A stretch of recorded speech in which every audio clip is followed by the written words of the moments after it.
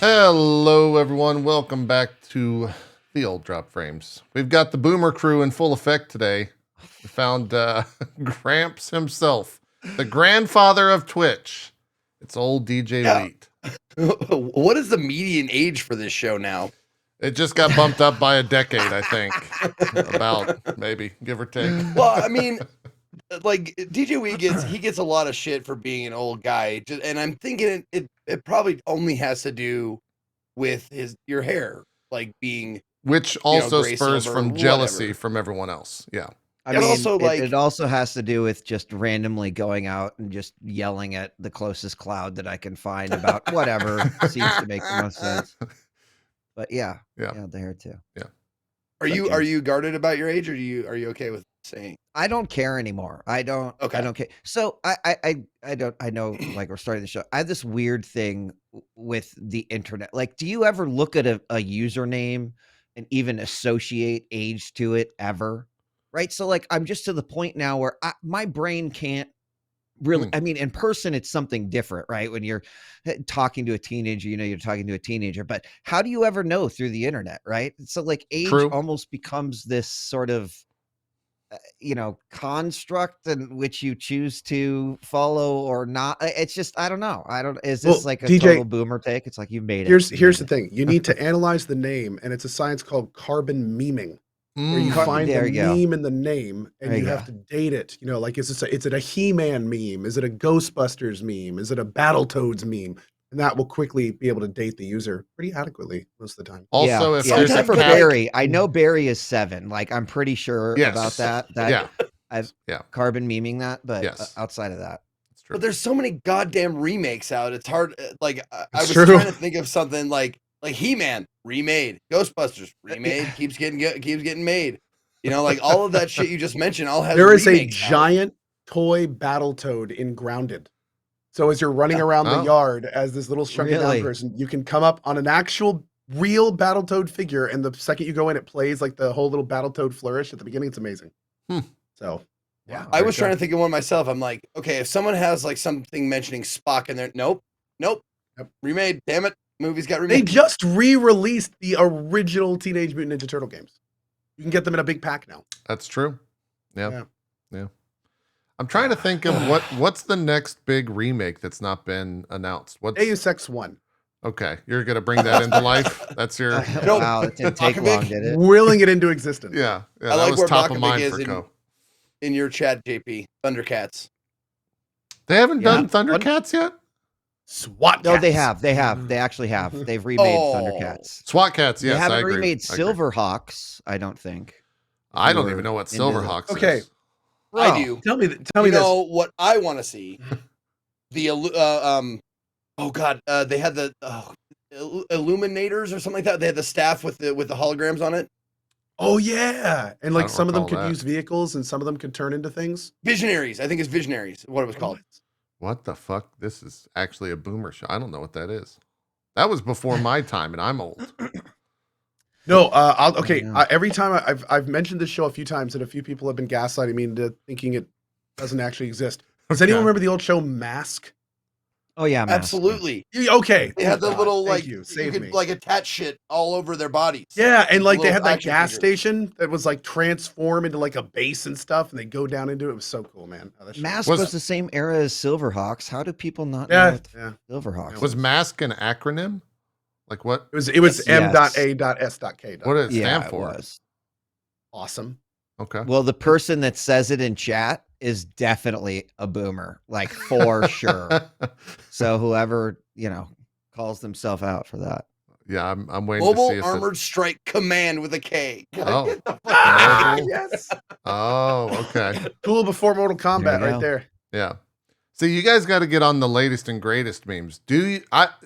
I think we might know about this. There's no chance in hell Co or Zeke do. Do you know who, if I say the word fulcrum, do you know who or what I'm referencing? I believe that's a rapper, JP. Oh my God. Only because of my actual kid. fulcrum? Oh, your kid watched? Dude, I got in trouble with Aaron because I was like, I'm not going to say the kid's name. Aaron's daughter, do you know who Fulcrum is? No. Oh man, he's great. you should. I did it for like 30 minutes, and then we got home, and Aaron's like, "What's fulcrum?" And it's like, "Oh, it's a guy that just smokes a shit ton of weed, and goes on YouTube and records himself asking if we should go to Yodieland." And she's like, "Why the fuck would you tell her about that?" Yeah, they can see all sides of the universe. It's great. Yeah. So because of your son who fulcrum is. We're definitely a meme sharing family. Yeah. And so we rely on Minnie to make sure that we're up to date on all the Got Zoomer. It. So you have a cheat internet. code, a child, a little bit. Yeah. And it's funny because it's not always because he necessarily likes it. It's also because he might just be like, "Have you seen this dumb shit yet?" And yes. It's like, oh, exposed to it. Yeah. I mean, he has introduced vocabulary to us that I was like, I didn't know about that. I was not familiar with like what a piss baby is, and now I know what a piss baby is. That just like a whiner or like a pretty much, yeah. Okay. Yeah. Oh, okay. But I hadn't heard of that before, and now it just Minnie's like yelling at his God of War, and we're just like, "What's up over there, Mr. Piss Baby?" And God damn it, why did I teach you this word? Nice. You always gotta troll the kid. That's how that goes. Gotta watch those piss babies, man. You gotta watch out. What?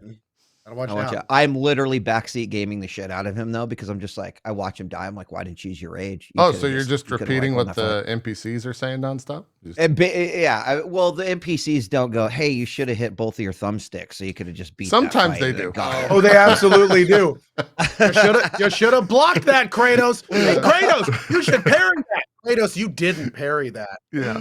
They literally after the fact tell you, like, "Man, should have dodged that." And it's like, thank you. Is that what the big yellow ring I've seen for the 7,000th time? Is that what that means? Is that what that was? Okay, thank you so much. I'm playing it off stream, and I'm vocally, like out loud, vocally responding, warning. No one else is in the room but me. I'm out loud, vocally warning them, like when I'm fighting or looking at a puzzle or something like that. I'm like, don't fucking say it. And I find myself like saying that out loud, like, don't do it. Don't fucking say anything. Yeah. I think I'm like I don't know if I'm the only person. I don't mind it at all whatsoever. And I think it's just because I've been so adverse and I've had that fight with real people for 10 years now on the internet that like having an AI or an NPC do it, it's just like, well, they beat chat to it. So if you plot, it's fine. If you plot like how many times I've fought a section to me starting to explode in anger, like if everything's going fine, I don't care what the fuck they're saying. But the moment that it's like, this is the 9th time I've done that battle, kind of like what you were saying, Co, that's when the rage starts really hitting. For me, also, like some of the times they do it are just so mind-numbingly obvious. Like there's this one part where, and I think I talked about this last week, where you're with Freya, and there's like this thing. There's 2 islands and this thing you have to hit with your axe. Yeah. You walk up to the side to jump across, and she goes, "Hey, Kratos, may want to hit that with your axe to put in a better position." The second your feet land on the other side, maybe you should try hitting it from that side. And you hit it from that side. "Hey, maybe you want to swing back across?" And then when you swing back across, she goes, "Hey, you want to go down that bridge that we just opened?" It's like, girl, shut the give me 2 seconds. Give me 2 seconds. Just let me act for a minute without telling me where to go or what to do. Yeah. Oh my God. I've made it a fun part of the game now to try and finish the puzzle before an NPC says anything. And a lot of times I'll finish the puzzle, and then as we're progressing past it, the NPC is still saying the backseating line. Like that's happened 2 or 3 times where the line is so long of like what you're supposed to do that as we're progressing past it, they're saying whatever you're supposed to do. So that's where I found my fun with it. But yeah, we'll talk God of War. We got to catch up with Wheat. We should introduce you. Speaking of Wheat, yeah, I do have one thing. I looked it up. I looked up your wiki page. Oh boy, djWheat, and it says born 1977/78. Keep it a mystery. Keep it a mystery. Don't say. That's what I was gonna say. Like, Really? I wanted to bring up the fact that you're only like 3 years older than me. And people use that as a resource to write papers and shit. Like, come on. Come on. That I should know, be right? an easy fact check, right? Yeah. Sorry, JP. I was looking at your Wikipedia. I can imagine that. Nebraska. Wheat's like, it could be an easy fact check. Oh, so when were you born? He's like, oh, 77, 78. It's like, I don't remember. I'm Don't give the info. I've just forgotten now. Yeah, the wiki editor is waiting, but he's not going to get it. They're not going to get it. I was halfway out on December 31st. Yeah, that's exactly right. That's exactly. It was a long labor. Yeah. Anyways, Wheat, introduce yourself his for own folks that. Hi, I'm djWheat. I used to come on the show and say, "Hey, I work for Twitch." That's true. I don't anymore, which a lot Also of people true. still are like, "Oh shit, I didn't know that." But I left Twitch. I took a break. I got really, really bored during the break, and then I joined a game development company. So I mean, right? I'm kind of going back all in. So yeah. You may have seen me on Roleplay. You may have seen me on previous episodes of Dot Frames, maybe 8-bits. But it's nice to be back to the channel, gentlemen. So thanks for having me. Yeah, welcome. Other than that, Mini Wheat's a little bit older. I'm got a little bit more gray, but loving life and just been good. Awesome. I like that you still use the same backdrop as well after all these years. Like it's pretty similar. So, the backdrop for me is everyone always was like asks about it, but here's the thing that I love about the backdrop. You're streaming and some like super rando comes in and they're just like, oh, I see your Stormlight books on over your shoulder. Oh god, that's and your like trigger word. I will basically just stop everything I'm doing to then talk Stormlight with that person. And so it's just a great entrance into whether someone's like, oh, girls, I love that comic. Like, oh yeah, have you read this? I'm like pretty selfish in it because the number of great books, comic, television, movie recommendations I've gotten because someone's looked at my shelf and said, I like that too. Did you like this? So I keep it up, man. I mean, I can raise the green screen, but I just like to keep it real with, Yeah. Dude, I absolutely attribute 2 years of my life spent with Twitch Studios touring around to one single conversation I had with you about, I think it was Crossed. Like I mentioned comic books because I came prepared because we went to your hotel room. It was like my first time. Yes, we did. Trying. Went to your hotel room. Yeah, this is one of those stories. I was out of place because everybody was. I was like, no, thank you. You can pass it to the person next to me. That's fine. But I also like you went out on the balcony. I was like, this is my chance. I'm gonna get myself in good. Like, did my research. I was like, hey, I heard you like a comic book. So what do you read now? And I already knew. I was like, I know what he's reading. And you're like, oh, this, if you Crossed. I was like, Crossed. And we started talking about it. Started talking about Saga and like Preacher and all that shit. And I attribute that one conversation to getting me like, all those interviews we used to do and shit like that. Was that like just that one moment in time? 2014? Yeah. Probably 2014, 2013. Yeah. See, that just goes to show you, man, preparation meets opportunity. You had everything in order. You knew exactly what you were doing. You saw the opportunity and truth.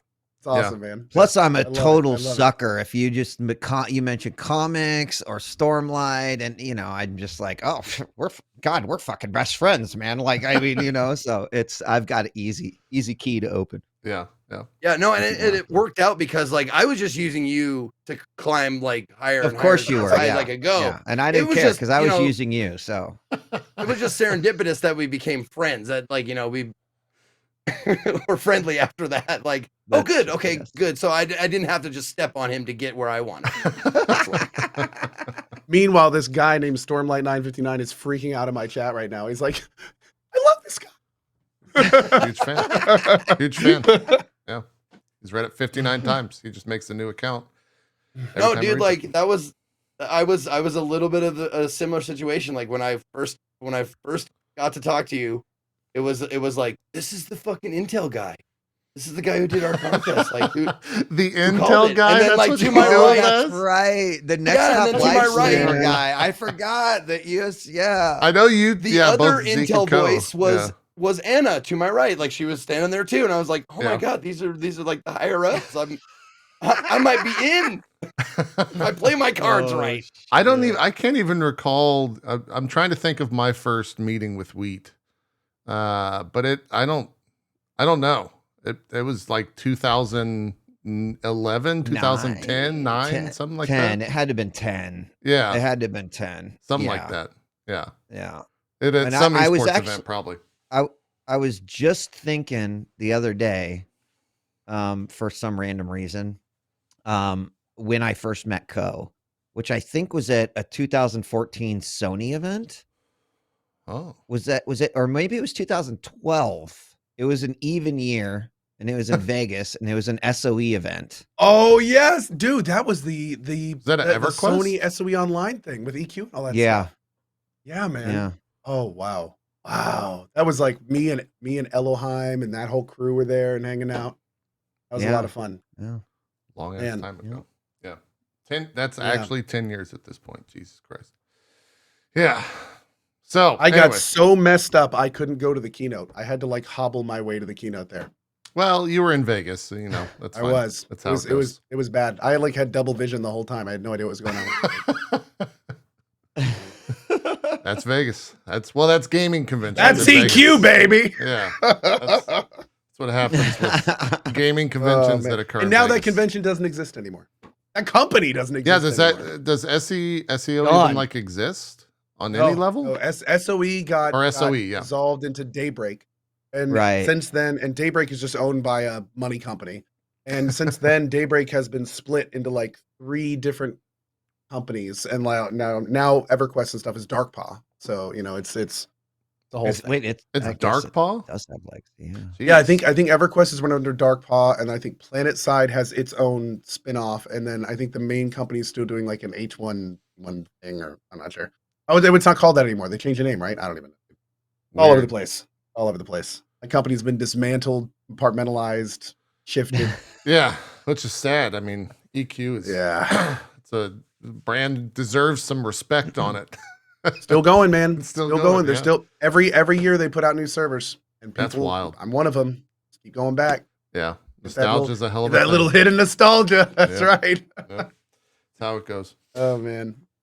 Wait, how tired of you are talking about Twitch?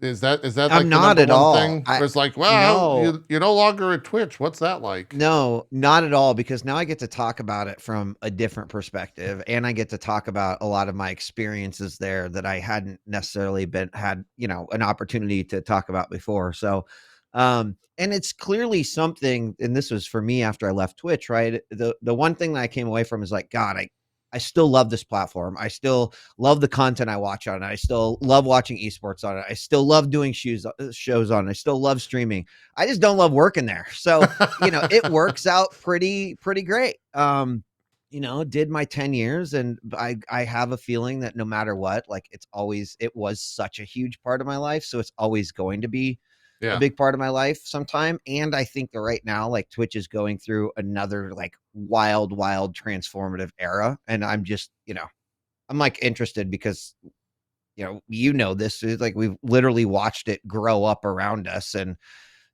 it's going wild places still. So I'm not sick of it at all. No. Okay, good. Cause that's all we're going to talk to you about. Great. I think it's pretty telling that you said it like a prison sentence. Like, I did my 10 years, man. I'm good now. I'm ready to get on with my life. It's true. Yeah, it is true. Although it's more like the last 3-4 years that felt more like prison. So it was like, it was basically like Willy Wonka's, chocolate factory. And then like after year 6, it's like, wait a second, there's some weird shit going on in here. Maybe this place isn't as cool as I need thought, Wonka back. Yeah, exactly. What for you? Honestly, it's go ahead. It feels like it's interesting because you got the inside look on the kind of behind the scenes slow conversion from the product of Twitch being quality streaming service for the community into a platform to make money. And we've talked about that many times, where it's like, that's kind of the natural progression of big companies, especially ones that have been bought by monolithic companies. Like, that's the natural progression. Yeah. But like you have a very unique look at how that whole machine changed behind the scenes. Because from our point of view, we only got to see the effects, where you saw the actual things that caused the effects. Right. So, yeah, right. I really hope you write a book one day, to be honest. I mean, it would be really interesting to write a book from the perspective, even if there's a chapter, on terms of like what Twitch could have been. Because look, I say that, but I still love Twitch and it's still great. I'm still going to use it. You all use it. Yeah. But, it is very true, and hindsight's 2020. But I think with visibility into those things that you're talking about, it is really very clear to me now, especially having gotten a chance to reflect and not being so close to it and looking back on everything. Like, I can actually name, and I'm not going to name these names, but one day I'm sure I will. Like, there are absolutely probably 3 or 4 people that I would attribute to that massive transition. Only one of them being a Amazon to Twitch refugee. The other 3 just being, in my opinion, like really shitty hires that did more damage than they ever did good. And so it's fascinating, right? And I'm not surprised where it is, but I'm a little sad because I think it could have gone a completely different direction. I think a lot of the problems that Twitch faces right now could have been, if not solved, at least tackled at a point in which they wouldn't have gotten so nutty. But yeah. I can't wait to get Motley Crue's book, The Dirt. Like, they talk about all of the thing. I want to see that Twitch book from djWheat. I want to see The Dirt book. Like, I want to, like, you have no fucking idea what was going on. Like, well, I mean, it wasn't like nefarious acts. It was just countercultural acts, right? It was. Yes, JP, and that's fair. It was definitely. It was. I mean, you're talking about a company that literally said our number one value is creator first, and built what Twitch is from a technology and community perspective using just that. So really, at the end of the day, it was people coming in that was like, well, I can interpret creator first, but I don't actually know what the fuck that means. And like them using their playbook, right? And the other part about it too is that, listen, and anyone who's here in chat who's a part of this industry will tell you and agree. In the tech industry, there's this like weird incestuous circle that kind of takes place, and eventually you get to a point where it's like, you work at Facebook, or Meta, you work at Twitter, you work at Uber, you work at and Twitch. Like, when it became one of those companies, like people just came in that they could give 2 fucks what Twitch was, what it did, how it worked, etc. Yeah. And that was right. That's when I think Twitch started going like, my soul, it's being, like trying to push it back into itself, because every single person that got hired in that regard just kind of seemed to suck away a little bit more of that soul. So yeah, it's super interesting you say that, because we've had that exact conversation about game development, where like the companies start like super passionate about their product, and then all of a sudden, they bring in that one guy. It's not there because he cares about games. He's just there because it's a good upward mobility. He's there for the money. And then he brings his 2 friends in that aren't there for the games, they're there for the money. And then, you blink, and all of a sudden your board is all there for the money, and nobody cares about games anymore. They're just there to churn out money. That's what it kind of feels like with Twitch. Like, when especially with the Amazon acquisition, it was no longer about creator first. It was about, Amazon is not a charity.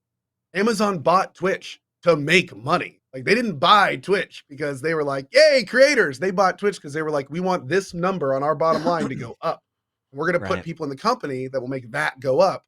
And kind of like, that's all we care about. That's why we bought. That's why we paid so much money. Yeah. So, the scary part about that, is that, people will tell you, oh, well, that's the natural evolution. And I call bullshit on that, right? Because my thoughts and feelings is that I don't think those 2 things are mutually exclusive. I think but you can find yourself in a position where it's like, oh shit, the the scales of balance have tipped, right? And now it's really tough to get back. But I think to a lot of people, and even some in chat, who just said, it's bound to happen. And it's like, I disagree, because I think what Twitch had early on was so unique. Right. I don't see a ton of companies that have that same, that have sort of that same, effect on the era of technology, the internet, the sort of culture that builds around it, how that bleeds into the mainstream. I think that was really unique. So, you would think people would want to uphold that and try to protect the integrity of that as much as possible, but some people just didn't. Some people saw it as a stepping stone to whatever the next company was. Yeah. I feel like that requires such strong leadership. Like you need nailed it. Like one of the reasons I've used that exact term, natural evolution of companies, but like in the reason I use that term is because I feel like it's the easy way out. Like it's kind of like the path of water is for large money-making companies to attract the people that want to make money. They don't really care about the product. They're just there for the money. So it's like the larger you are, the more you have to fight. You have to fight uphill. You have to fight up the tide, because you have all these other forces working against you. Yeah. So you need to have a rock solid core or leadership. And I mean, it becomes clearer and clearer how hard that is depending on the company. Larian Studios is a good example.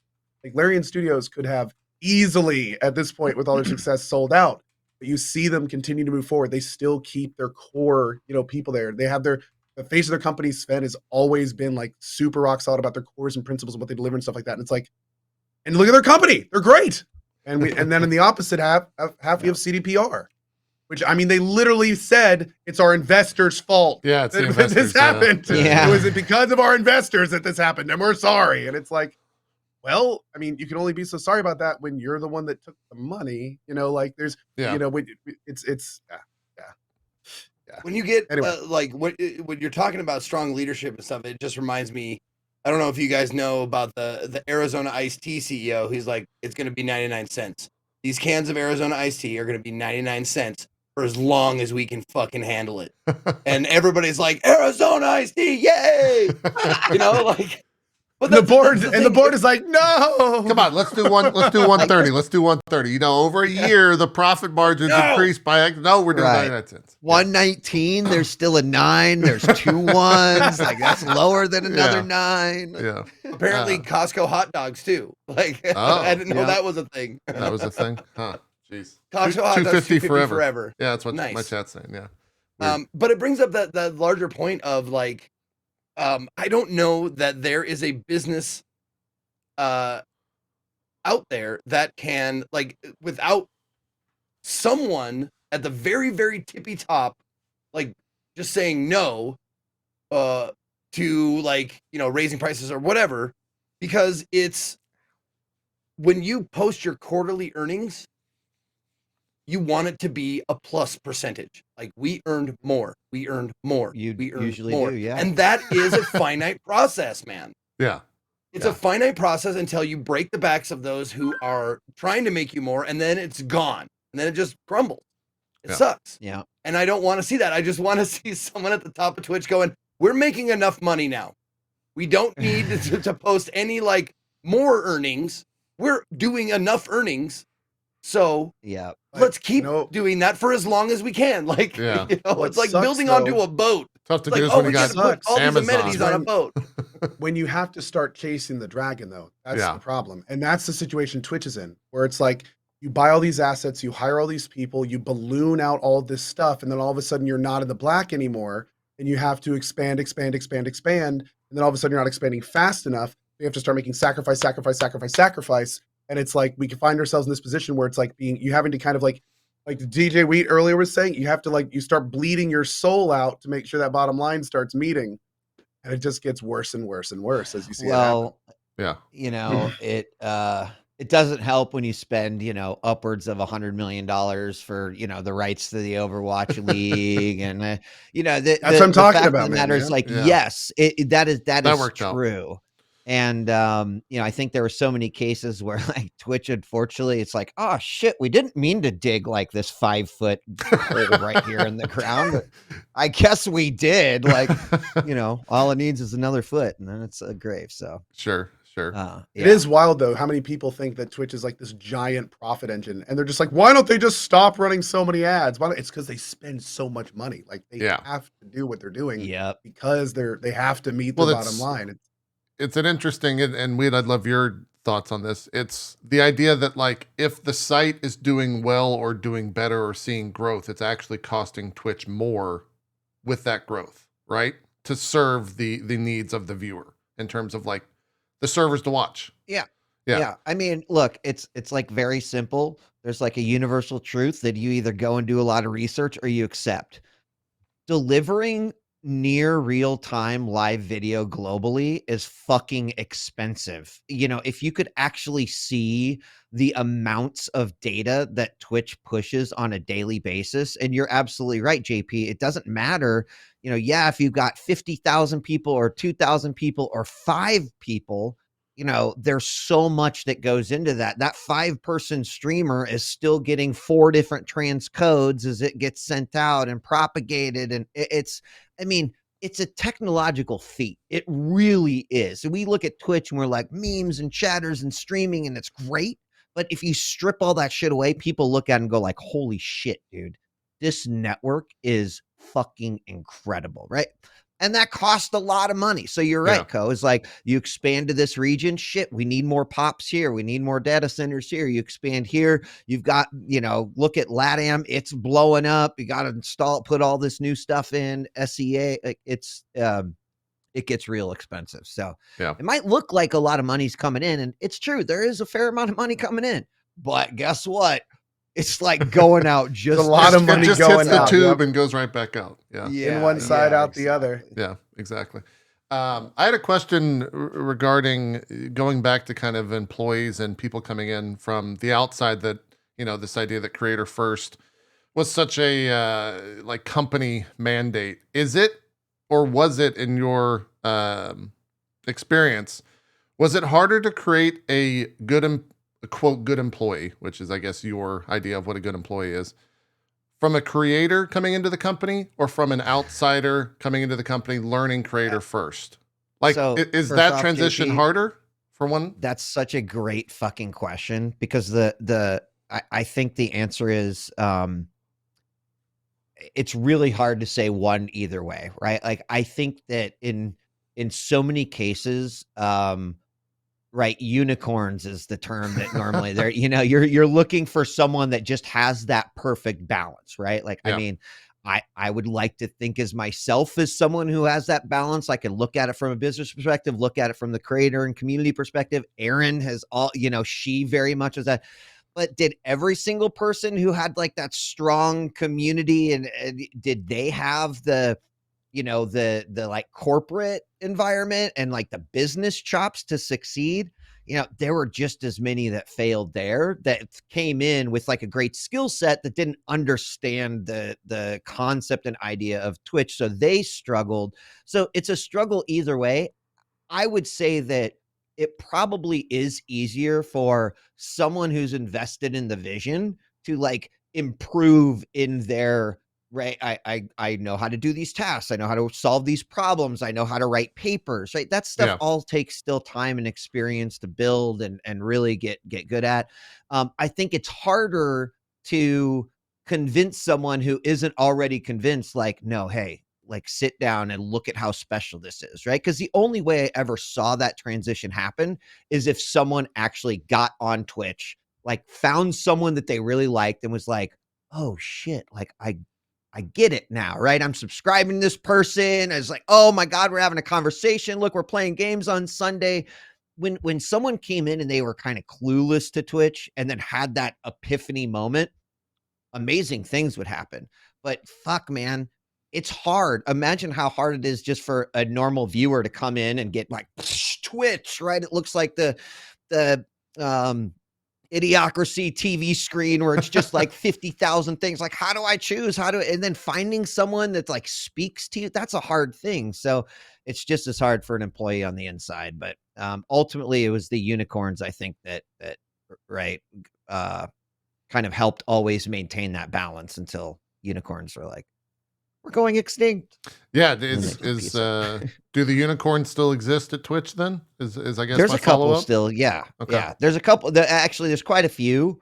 I think the difference between now and let's just say then is that and I didn't always like it, but I had a relationship with Emmett. I had a relationship with leadership. I had a tenure at the company. And so I felt pretty comfortable like walking into an office or like sending an email that could be considered like kind of spicy or maybe even like, I don't want to say condescending, but in support, but it's challenging. Let's just call it challenging.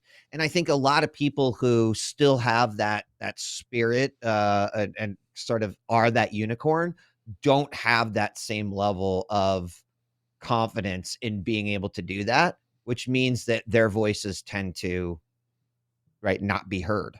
And I don't blame them, right? Like that's a scary thing. Like the only reason I could email Emmett, the COO, is because right, we used to like work back to back at times and would meme, and there's just a level of comfort you build up over time, and that's just not there with some of the people that I think are really still fighting the good fight. Sure. Yeah. Makes sense. What do you think? I personally, No, by all means, go. Okay. I personally felt like the dissolving of Twitch Studios and the reasons, like I heard, I wasn't obviously on the inside. I was, hired help, but like, it seemed to me like it's a reasoning I've heard before where you doing improv and stuff where like you rent the space from the bar and the bar is like, they can't see how much like you're actually making because of word of mouth and because of, like you're just having a presence. Like Twitch Studios had a presence at PAX, at Comic-Con, at all this stuff. And there's no number. Like you can't say yes. Yeah, you can't point out like this brought us not only eyes from places that might not have ever seen us, goodwill, like people like, oh, Twitch is here, oh, that's great. That kind of shit. And they took that, they like dissolved that, and it's no longer a thing. And that to me was like, okay, that was a signal to me, like they're only looking at the bottom line now. They're not seeing how much this is actually benefiting Twitch in the long run. There's two things there, Zeke. So the first thing that's really interesting is like, so first off, yes, right. We're talking about like qualitative and quantitative data, right? Numbers that you can read from a spreadsheet, and then data that you get because someone told you, or this is their opinion, right? And or this is what has happened. So one of our challenges at Twitch Studios was always like, how do we know that this qualitative data that, like someone saying, oh my gosh, thank you for, I'm a game dev, thanks for showing our game on stream, or I'm a creator, thanks for featuring me on Twitch Weekly, or thanks for doing this, or right, like you can collect that, but how do you interpret that? And we were always looking for ways to try to create or analyze and figure out where is the quantitative data in all this. And the funny thing is that, I don't know if anyone knows this, but the amount that Twitch Studios cost to run versus like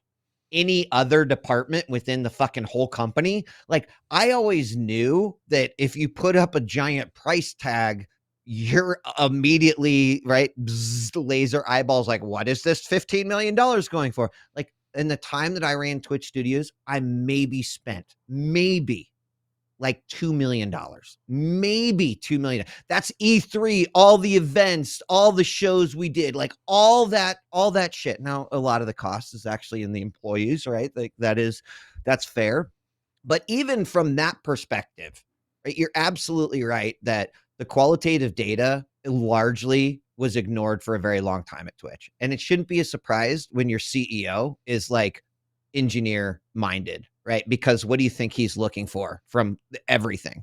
Also, just like to give a shout out to my new company, when I went into Fortis, one of the things I said is like, listen, if you want me to run community, you have to you have to give me commitment that our qualitative data is just as important as the quantitative data.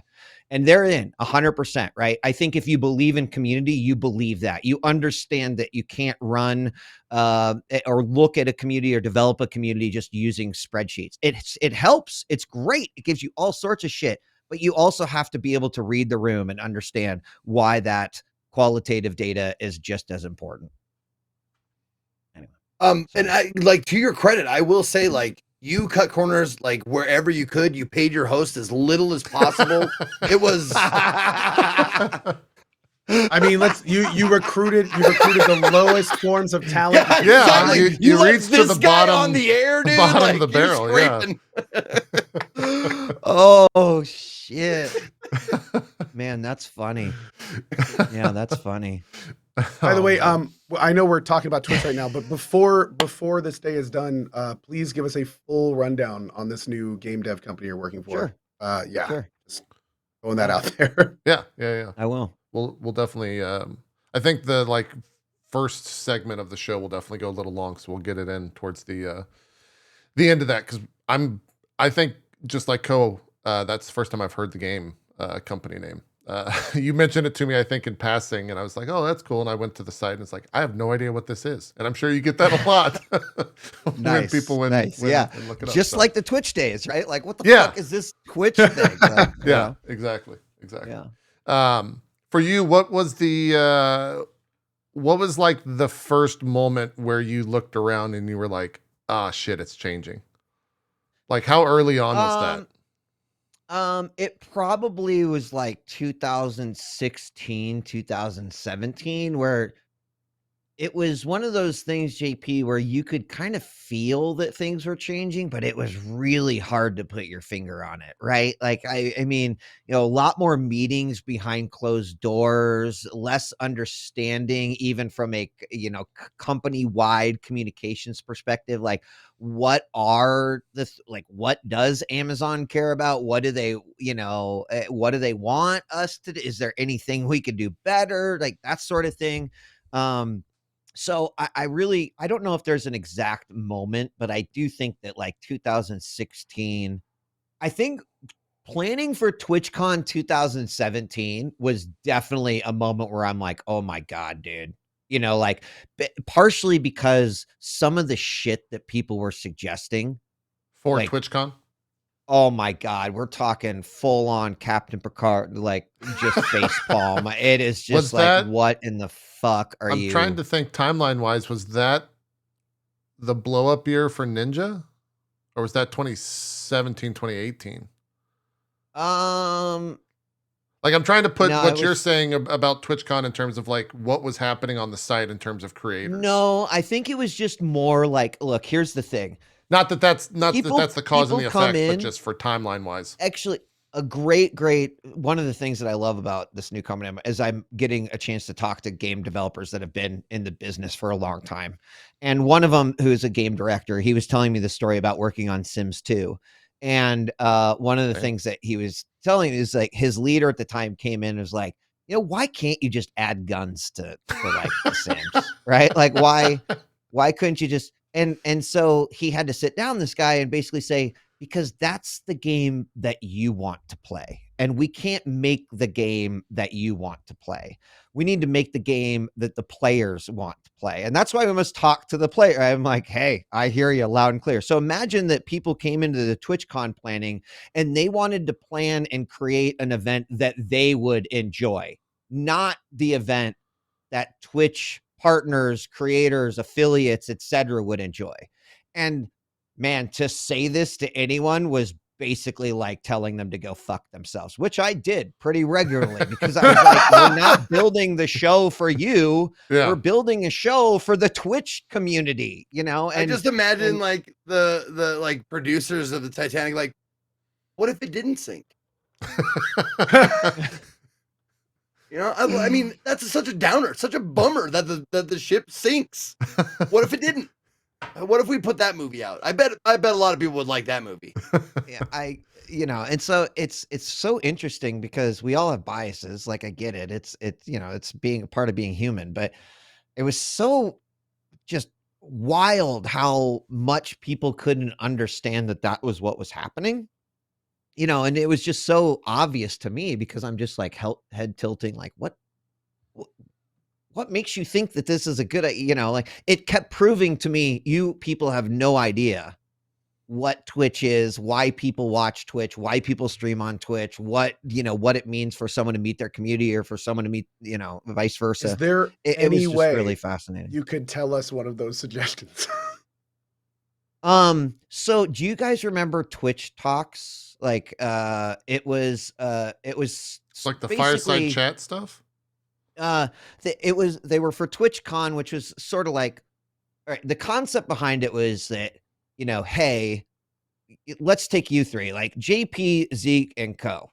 You're not necessarily going to go to a panel unless you are on a panel because, like you're pretty much veterans, a lot, people learn from you. You're not necessarily, you are learning from it. But so there was this idea and thought, which I don't disagree with, but it was like, who is inspirational to the top creators, right? Who would the top creators go and see, right? As a concept on paper, I like this idea. I like it. But then it came to, right, like suggesting who those people are. And that's where, you started putting your head back and be like, wait, what? Like, how the fuck do you think Hasselhoff got on the stage at TwitchCon Europe? Did you guys know that before he went on and they realized, like the team realized how badly they'd fucked up? Do you know who had to go in and sit down with David Hasselhoff and try to not make him have a disaster on stage? Me. I had to clean up their fucking mess because they were all too pussy to do it. And, because like when Hasselhoff came in, he was half drunk already. Oh, God. Clearly everyone was like, this is going to be a goddamn disaster. So instead of just putting on my I told you so hat, I was like, could you need me to fix the disaster that you worked so hard to push through? It was a nightmare, right? There was another moment where they were like, we're going to get Keanu Reeves. And I'm like, okay, why? And they're like, well, because everyone loved him during because he's E3. trendy. Yeah. Yeah. And so I'm like, so you want to blow, $250,000 for this 45 minutes that might happen when you could use that in 30 other ways for more community focused thing that would have like a larger impact than just, but it's Keanu Reeves, Wheat. Like what part don't you understand? Right. All right, so it was I gotta admit, I was kind of with you until this last example. I mean, it's Keanu Reeves. Look, if it would have been different, if someone would have said, hey, Keanu Reeves wants to give a talk on like, that's going to be super inspiring to all the creators and do all this. And it's going to be $20,000. I'm like, fucking bring in Keanu Reeves. Right. But they were like, let's just burn $250,000 because Keanu Reeves said, you're breathtaking that year. Right. Maybe. And most of the time you would have to have someone probably on stage guiding Keanu in a conversation like that to creators so it makes sense and resonates with the audience. Not so much that Keanu can just walk out on stage and give a TED talk. Right.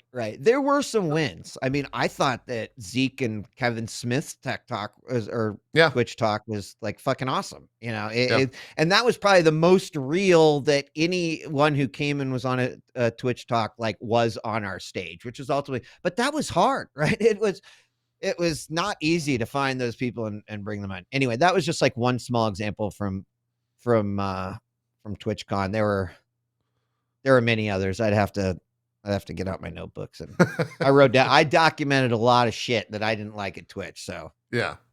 So it was more. I can't wait for the book. Yeah, the book's coming soon. It'll be so good. Are you going to Kickstarter the book? Is that going to be? Let's go through the marketing of it that you haven't. There you go. I like that. It's going to be ghost written by Brandon Sanderson. So. $20 million. Wow, that's great. What are you writing, Mr. We're writing a thing about Twitch. Yeah, and the demise of Twitch. Oh, is that part of the Mistborn saga? Like, what does that mean? It is in the Cosmere. It's in the Cosmere. We're good. Yeah. Yep. Yeah. I've been sitting here trying to come up with a title for that book, and like I was thinking like Twatch. I was thinking like twits instead of Twitch. Oh, twits might work. Might work. You know, someone said twitching and screaming. That's a good one. I think there's a lot of good. There's a golden title out there that I'll get back to you on. I would just call it like the untold story of Zarkon.com or whatever the original name was. Zark.com. Yeah. I mean, I was kind of thinking something along the lines of like how to fuck up a great company in just a few months, and then Elon like completely screwed up my. He's kind of got the book there. Yeah. He's gonna that. He's got the book, the movie, the TV show, the documentary don't about. So hard on him, man. He's brilliant. He's just figuring it out. Okay, he's just figuring it out. Oh, you're right. Chill. You're right. Give him some time. Yeah. It's true. How about just in parentheses Twitch in? Like Justin and Twitch, like in one. Oh, could be. Man. Just twitching. No, okay. Just chatting. I don't even go into it. The whole. Was that a fun experience with the just chatting? I mean, now it's like a mainstay on the platform, but back in our day, it was unheard of. To push it to. I mean, you guys all remember there was a time where like you couldn't not be gaming. I remember when League of Legends pros got so angry at Twitch because people would message them and be like, bro, this is a gaming platform. You have to game. He's like, it takes me 40 minutes to queue. Like, what do you want me to do? But this idea that and actually this is around 2015 where a lot of people internally were like, you guys, what the fuck, man? It's okay if someone's talking about a movie or a television show before they start or this or that or talking about content or doing this thing. Like, the whole idea that we were only ever going to always be a gaming site, like that was a big misstep by Twitch, in my opinion, because they didn't accept it. And then when they did, it's like, holy shit, look at this. This is like, imagine that people have other subcores beyond gaming. Like this is insane. Meanwhile, everyone's like, this is the dumbest like thing that Twitch could possibly do. But the other part about it is that we realized that it would bring on a new subset of content and it would mean different types of moderation and rules updates. So it was like, if there would have been a 2-year head start where we really could have like thought about some of that and understood it and put out the right rules, right? How different would something like that be now versus then? Maybe it would have improved our discovery because we would have had like a forced function to get even more sort of smart about how you would separate that content or represent it, etc. So, but that does remain one of the sore spots of Twitch, when it's just like they were too stupid to realize what they had, but they wouldn't allow. So it was just the idea that like it should be gaming only. Is to distill what you're saying down into like a single thought. Yes. And I just said stupid, but I'm going to take stupid back. And I'm going to be like, I would just say they didn't have the foresight when other people in the company clearly did. Yeah. Because there's a lot of people that were like, yeah, this makes absolute sense that we would do this. But anyway.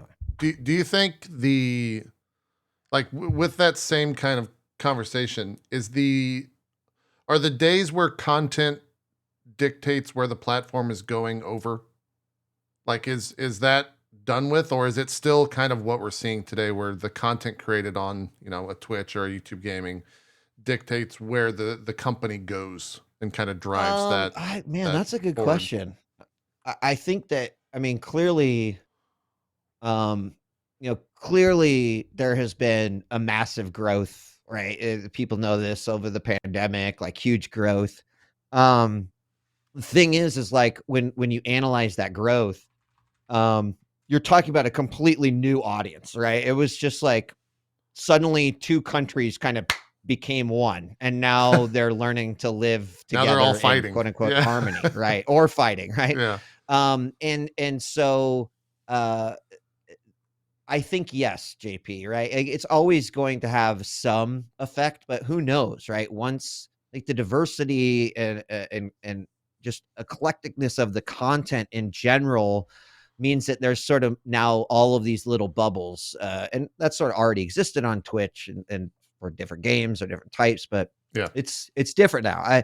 The newer audience is definitely a bit younger than like the original Twitch audience. Now the Twitch audience that started young has kind of grown up, and they're, either staying with their people or also finding new people. Like it's kind of fascinating just to see how it evolves. And I don't think anyone can really predict where it will go. But right now, I think it's largely driven by the content on the site. Got it. Do you think, does Twitch, in your estimation, and granted, how long has it been since you left Twitch? 2 years? A year? February. No. Okay, it'll be a year in February. Coming up on a year. Nope. Do you think talking demographics, has Twitch started to skew younger in the past, since COVID, I guess, in terms of the average viewers? Audience? Yeah. Yes. Does that change anything on the platform from like a employee yes, or CEO driven? When you've got a bunch of boomers that are running the company and they don't understand this new incoming generation at all, that's a big problem. I mean, hey Bill, what's a piss baby? Yeah, exactly. Cole. I mean, I can we get a piss baby emote? Can that be even is that a good thing? Am I a piss baby? We tried putting Kappa on a stack and they didn't like that. That wasn't a good one. The kids didn't. Yeah. What's wrong with my shirt? My daughter got me this. It says I'm a fuckboy. I am a fuckboy. So this actually is not just for Twitch. This is for a lot of companies out there. There's two ways that companies are approaching, the new generation of internet users. Either they have no fucking idea that this massive transformation is happening, or they're trying to understand it, and so they're trying to acclimate to this new environment. So, you look no further than like politics when you got a bunch of politicians. Yeah. How'd all these youngin' votes? Let's up the voting age. It's because you don't understand how all of these young voters are getting information and things are happening a lot different. So, I think a lot of companies are going to have a real bad time in the next 10 years as they need to figure out new ways to advertise to this audience, like relate and interface with this audience, engage with this audience, because it's not TV ads anymore. It's not putting something on the side of a bus, right? And so there is such a old sort of way of thinking that people are locked into that this whole new era is going to completely fuck them up. And it's all driven by technology and the internet, and it's, again, really fascinating to kind of watch, and amazing how little some of these companies realize that it's coming. It's mind boggling. Before I joined Fortis, I did consulting on community, and I worked with I worked with some ridiculous brands. Like, I wouldn't even imagine in a million years I would work with some of these types of brands. And I would sit in a room with the top executives of some of these companies, and they were fucking clueless. Like, they had no idea at all. And so it's going to be an interesting 10 years to watch this happen. Like, you're going to watch a lot of companies fuck up real bad when it comes to trying to not only advertise to their existing consumers, but then how are we interfacing with the younger ones? Right. Drop age ranges. What, in terms of ads and how that? No, I think I thought they were responding to the question in terms of like what I was talking about. Gotcha. But like, my kid is amongst this group. So, I'm watching him and his friends and how they, react to things, react to the politics, react to brands doing different stuff. And it's fascinating. It's definitely interesting from like just someone that, I think TikTok is what's driving a lot of technology these days, where everyone wants to be a TikTok in terms of just growth, and also wants to be a TikTok in terms of like how ads are operated on over there. Apart from like the actual inserted ads, which are pretty, standardized in that. But a lot of the bigger ads on TikTok, you don't even realize it's an ad unless you really get into the like read more type deal.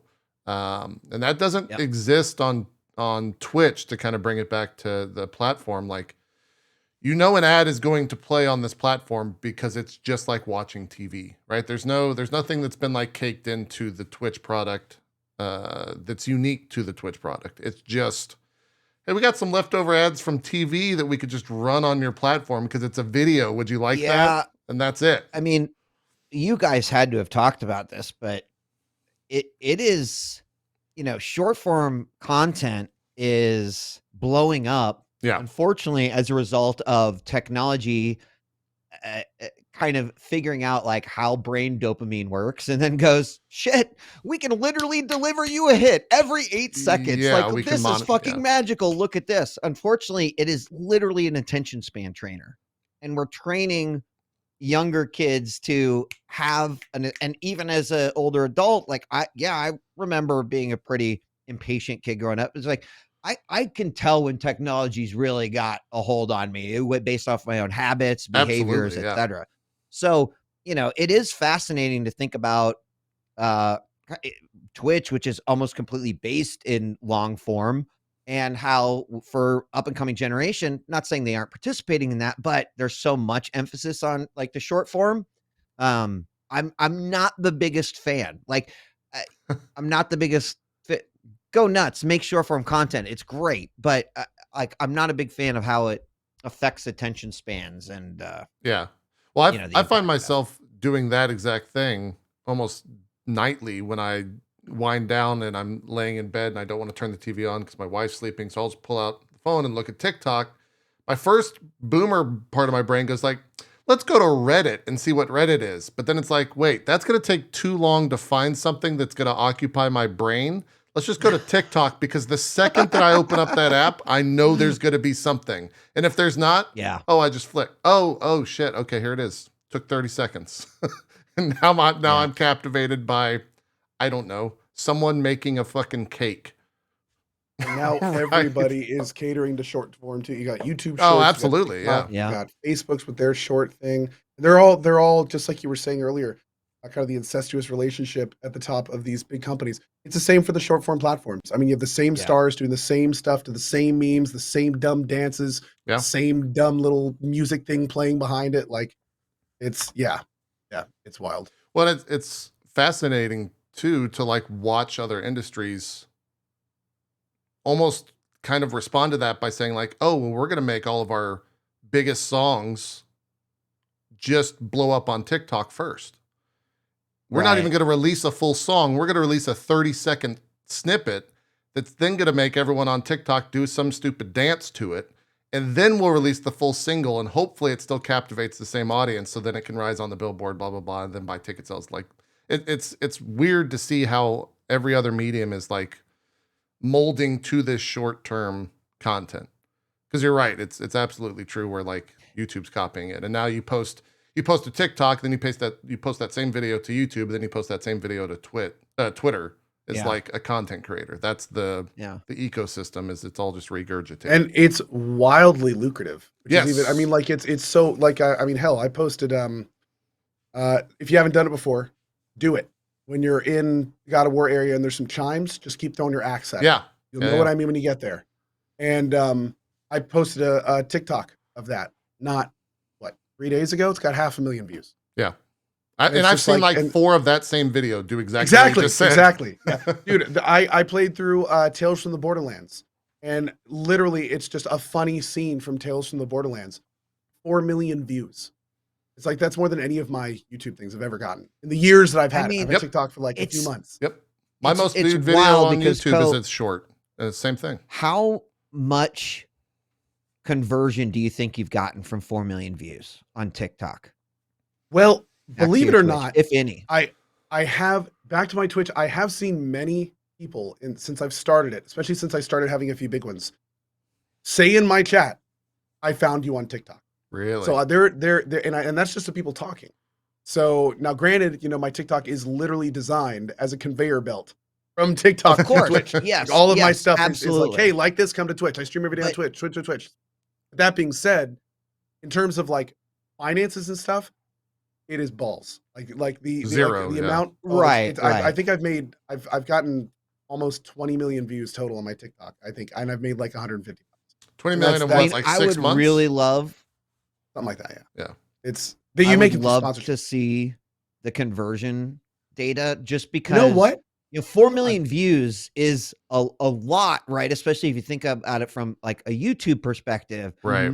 But if you're getting, let's say, this 0.00005 of 4 million views, because that app is so good at just redirecting your attention to something else, right? Yep. The only way that you're going to get that retention is if someone is like, oh, wow, like that person, want more of that, like, and then makes the effort to go find it. That's kind of scary to think that to reach such a small percentage of conversion or retention that you'd have to reach that many for sure. views. And I'm not saying you don't have to. That's why I'd love to see the data just to better understand it. Well, what I could, if we go, what Twitch has done is if we look in our stream summary now, we can actually see views from outside of Twitch.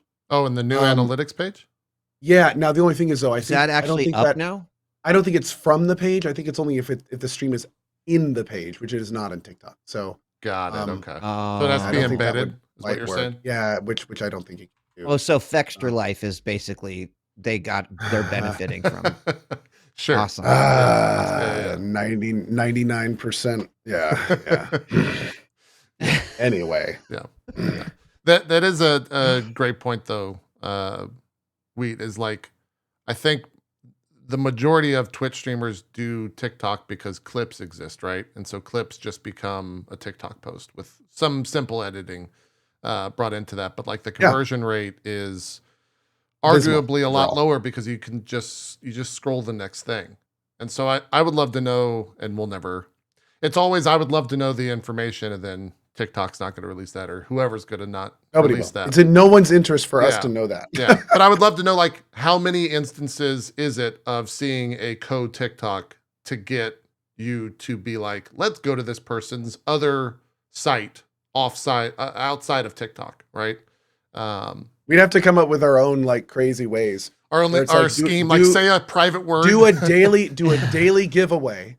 And at the end of the TikTok, have the day's keyword be there.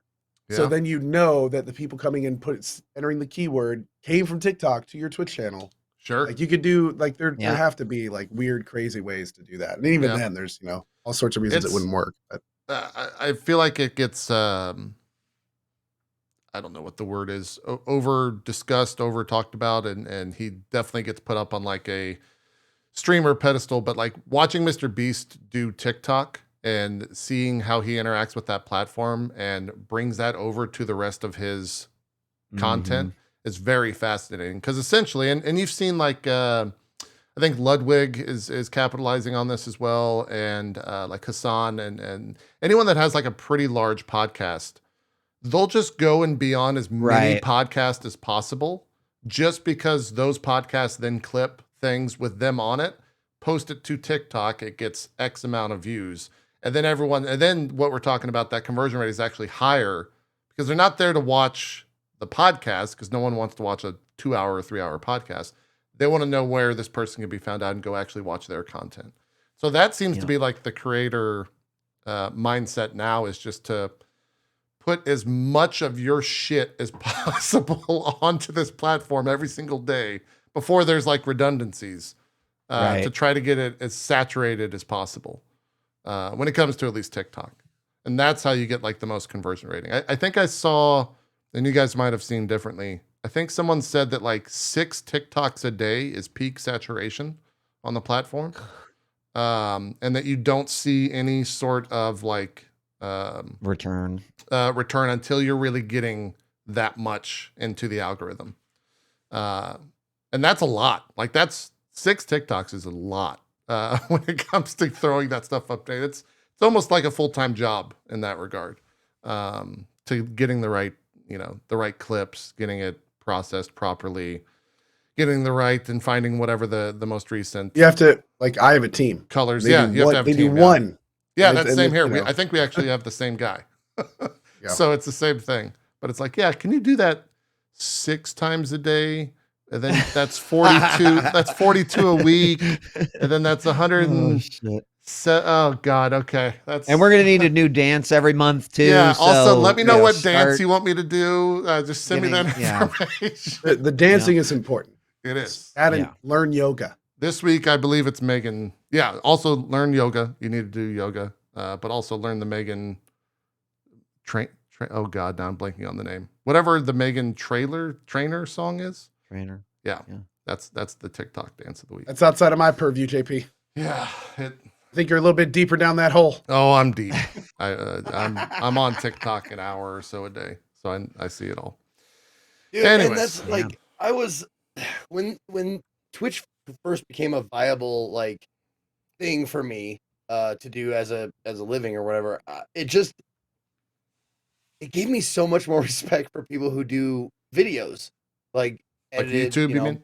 Yeah, dude. Yeah. Like or any like still now like any of those videos that they put like time and effort into. It's just like I don't have that in me. Like I do okay live, but like man, that must be fucking exhausting. It's a different skill set. I don't know if it's exhausting. It's just a different skill set that you work the same people that you say the same thing that they say about you, right? Like most YouTubers that come over to Twitch and Wheat's probably seen this and working at Twitch when they had this big initiative to bring YouTubers over to the platform of like, how the fuck do they stream for 6 hours? Like that's impossible to me. I'm recording for 30 minutes and I'm drained. How do they do that for 6 hours or more?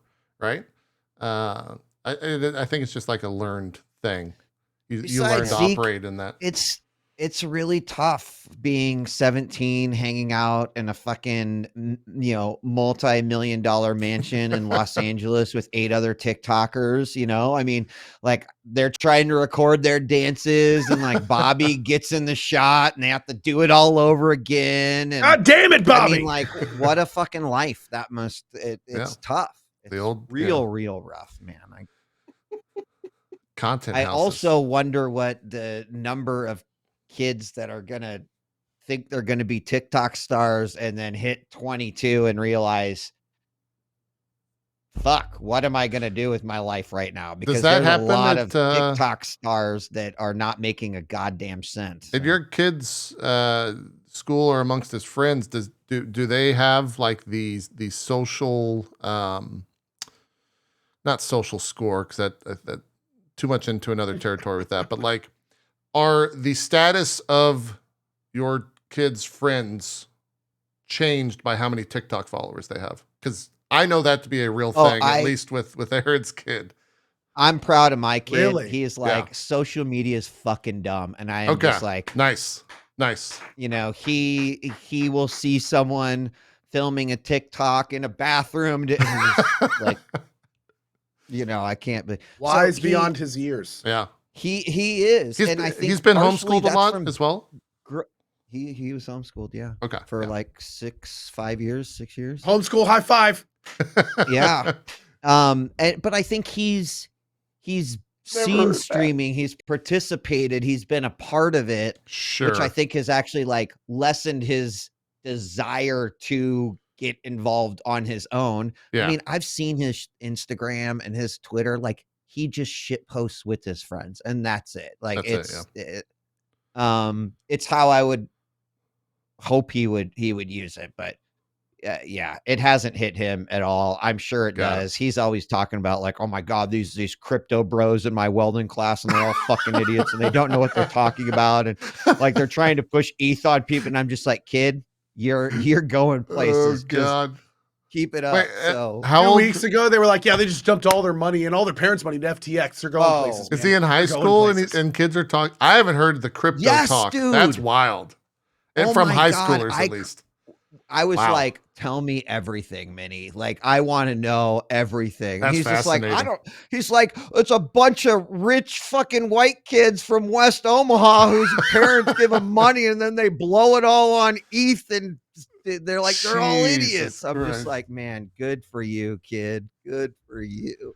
I didn't realize that crypto had gotten into that level of society. Is it a surprise? Like thinking about the influencer world right now and like how many of those people are talking about it or have pushed the coin or whatever. Past week, we had a scam from like one of the biggest YouTubers. One of the biggest YouTubers. Yeah. Had to do a big public apology for it and everything. Yeah. So, no, I guess it doesn't surprise me. I just didn't think about the level that's like gotten into, right? That's normal conversation. Like there's kids at high school like, oh yeah, ETH is up 2.4% today, Bobby. Did you sell? Like, well, it's weird. It's gambling, I think, is what it is. It's a legal way for kids to gamble. And in my day, we had magic cards. Yeah, that was our gambling. Yeah, there's always our Pokemon cards even after that. Like that's true.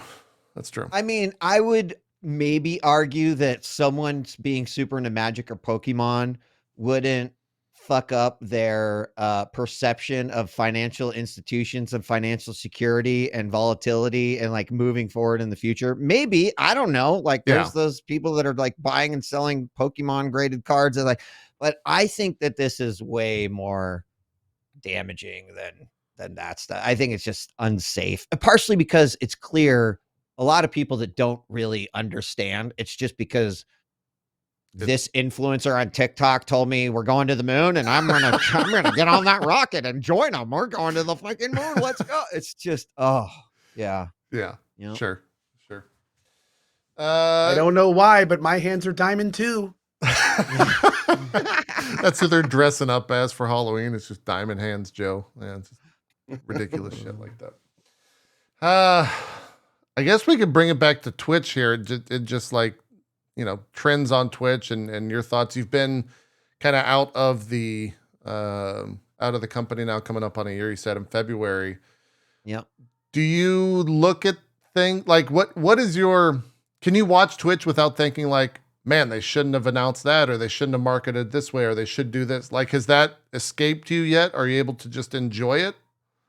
Oh, I mean, I'm able to just be on the sidelines and laugh alongside with everyone else. That is definitely kind of nice. I mean, what I find myself saying more times than not is like, damn, it's a good day to not be a Twitch employee, right? Whereas like, and I have to, it's really good for my sort of mental wellness. And I know like Erin cared about her job a lot. So I know that she went through a lot of the same shit. Like we talked about it before, but it like those days were the worst of days. I mean, you just couldn't feel good about what was happening. Right. And a lot of, because then you have to go through that emotional motion again of like, is there anything I could have done? Is there anyone I could have talked to? And the answer is no, but you still kind of do that. So that still took me a while. Like one thing that's really interesting is that when I talk about Twitch, I still use the word we, and it actually fucking, I hate it.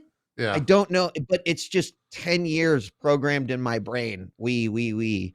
But I think now, I mean, do I sit back and do I laugh and, did I go, now I look at it from a different perspective where I'm just like, oh, I bet you like, I'll give you a good, like the Dan blog. Yeah. I was pretty certain that Dan did that behind a lot of people's backs. Sure. Because I think the rumor there are going people around that would have, 100% pushed back. And so, that's why it came out at 3 a.m. and all that stuff. Yeah. Yeah. Like looking at that and kind of being able to analyze like who was in that meeting, like who probably pushed that one through. There's still a lot of that goes on, but it's not like, we're getting Fs. Are we? Is it just on your channel again? Unfortunately, because I think Dan had a button in his office. Yeah, kill the stream. Kill the stream. Take it down. Oh, chat is saying mini F on mine as well. Yeah. Looks like we're back. I think it was a moment. Yeah. Anyway. Yeah, that was an interesting like week. And I think it's still kind of going on, right? You mentioned the idea of like what a bad day is for an employee. It's the type of thing where they push something live, right? And I think it's unique to Twitch because if it was any other thing, you don't see those conversations happening live, right? You don't get to like witness someone experiencing whatever was pushed in terms of an announcement or a product or anything like that. But on Twitch, when these employees push something, they just go to their website and look at X stream talking about it in real time and reacting to it in real time. Right. And for like mental health, that's fucking awful. Right? It's real like awful. It's a really bad It's like situation. a whole nother layer of awful. Yeah. Yeah. And especially because, I mentioned I have a hard time not saying we.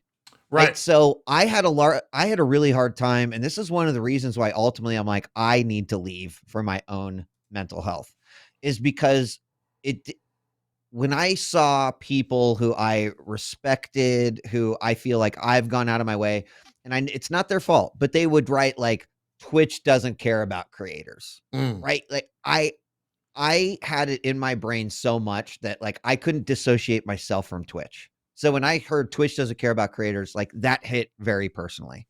Now, for a lot of the people that we've talked about who I think had no clue what Twitch was or why they were there, what they were like, that has zero effect on them.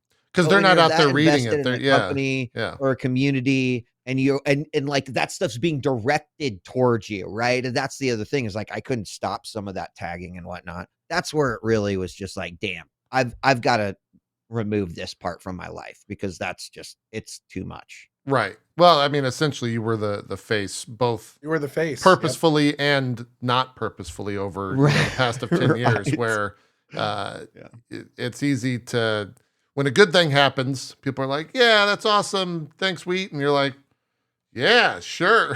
Like those are the good tweets when you just get randomly credited to something. Yeah. But I still get people coming in all the time. Yeah. I'll be streaming and be like, my friend was improperly banned and this is not okay. And how do I do it? Or like my dashboard won't update. And I'm just like, hey, actually I like to have a lot of fun with them.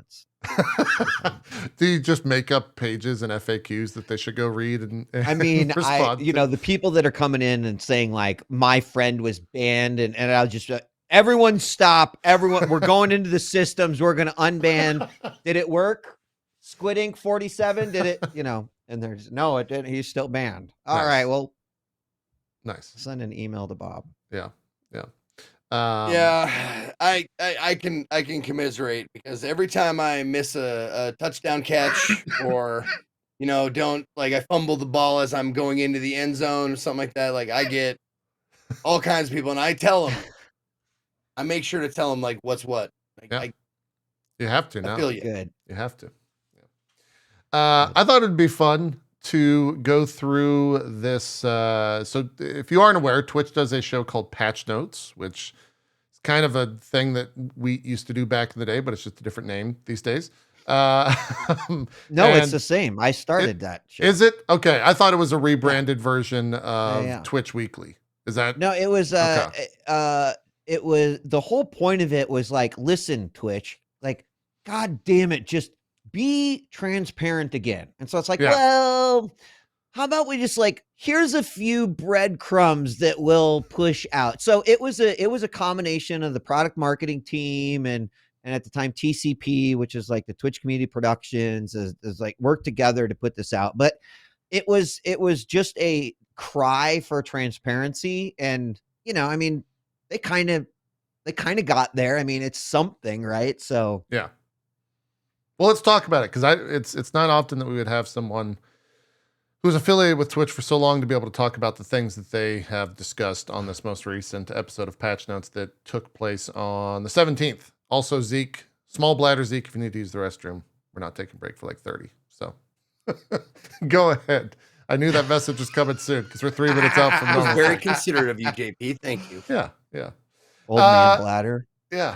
So they started off. I'm going from the Twitter thread that Twitch also put out along these things.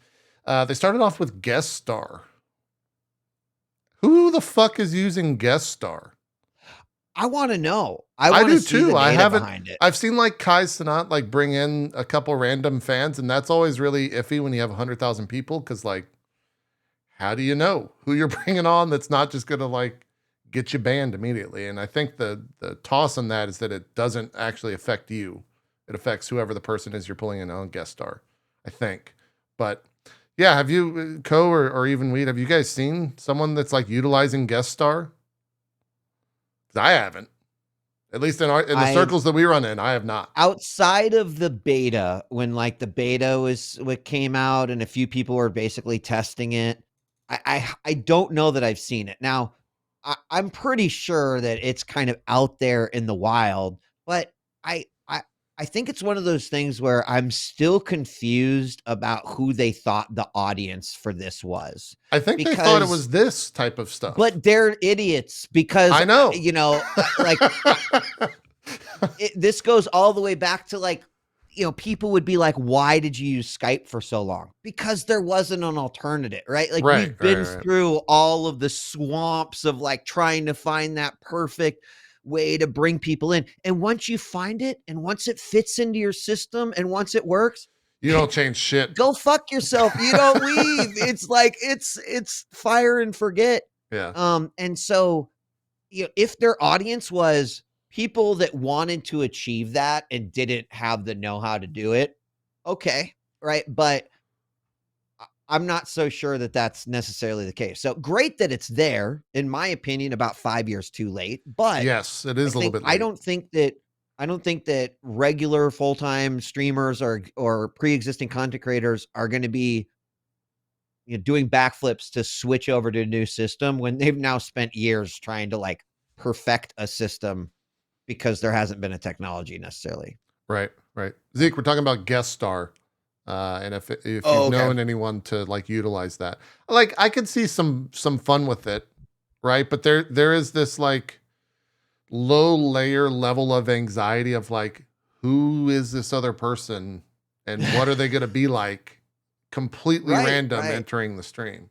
Now, if it's like, hey Zeke, you want to guest star on my channel? Like, fuck that. I'm just going to have him join this vmix thing because I know exactly it's exactly what you just said. I know how to utilize this in the ways that I want to utilize it. So I don't know who that's for. And I don't know if Twitch knows who that's for because I haven't seen anyone utilizing it at all. They've been pushing it really hard. I mean, it was the first thing they brought out on this patch notes thing. They pushed it really hard at TwitchCon on the the opening show, right? Like, yep. They guest starred in, was it the Activision folks? Someone from, yeah. Oh, Cole, you're muted from the cough. Thank you. The Overwatch guy. That was the Overwatch guy. That's what it was. It wasn't Diablo. That was a little tough. Yeah. Is it? How's the quality on that? Like on the guest star thing? That would be my only like intention. Yeah. I mean, that's the one benefit is that it's using pretty much, it's my understanding, it's using pretty much the same technology in which Twitch is, done. It's just, it doesn't have to aggregate or distribute or amplify, right? It just kind of is a way to two-way a signal. Yeah. So quality is good. System. Yeah. I mean, maybe this is going to be a slow burn roll for, over time, but I could see like music streams, bringing in like an ensemble to have play like live music. And I think they're kind of pushing that as well. That would be kind of a cool thing.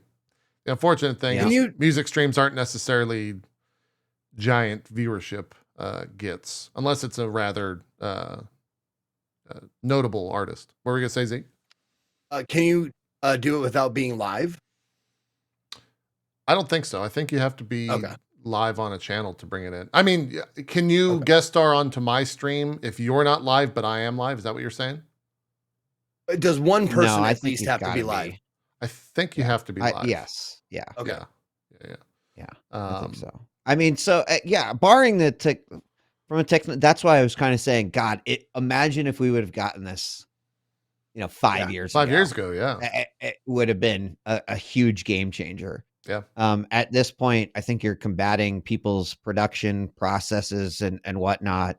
And I would agree. A lot of people are saying creators have been using it as a way to bring viewers in. Yes, that's what I've seen as most. Right? Like that's super dangerous these days. That is super dangerous. Someone in the chat asked, how do you used to moderate when you took callers for LO3? We didn't. There wasn't a good way to do it. So we rolled the dice every time, but we weren't living under a set of rules that was going to have us necessarily like get the axe if someone.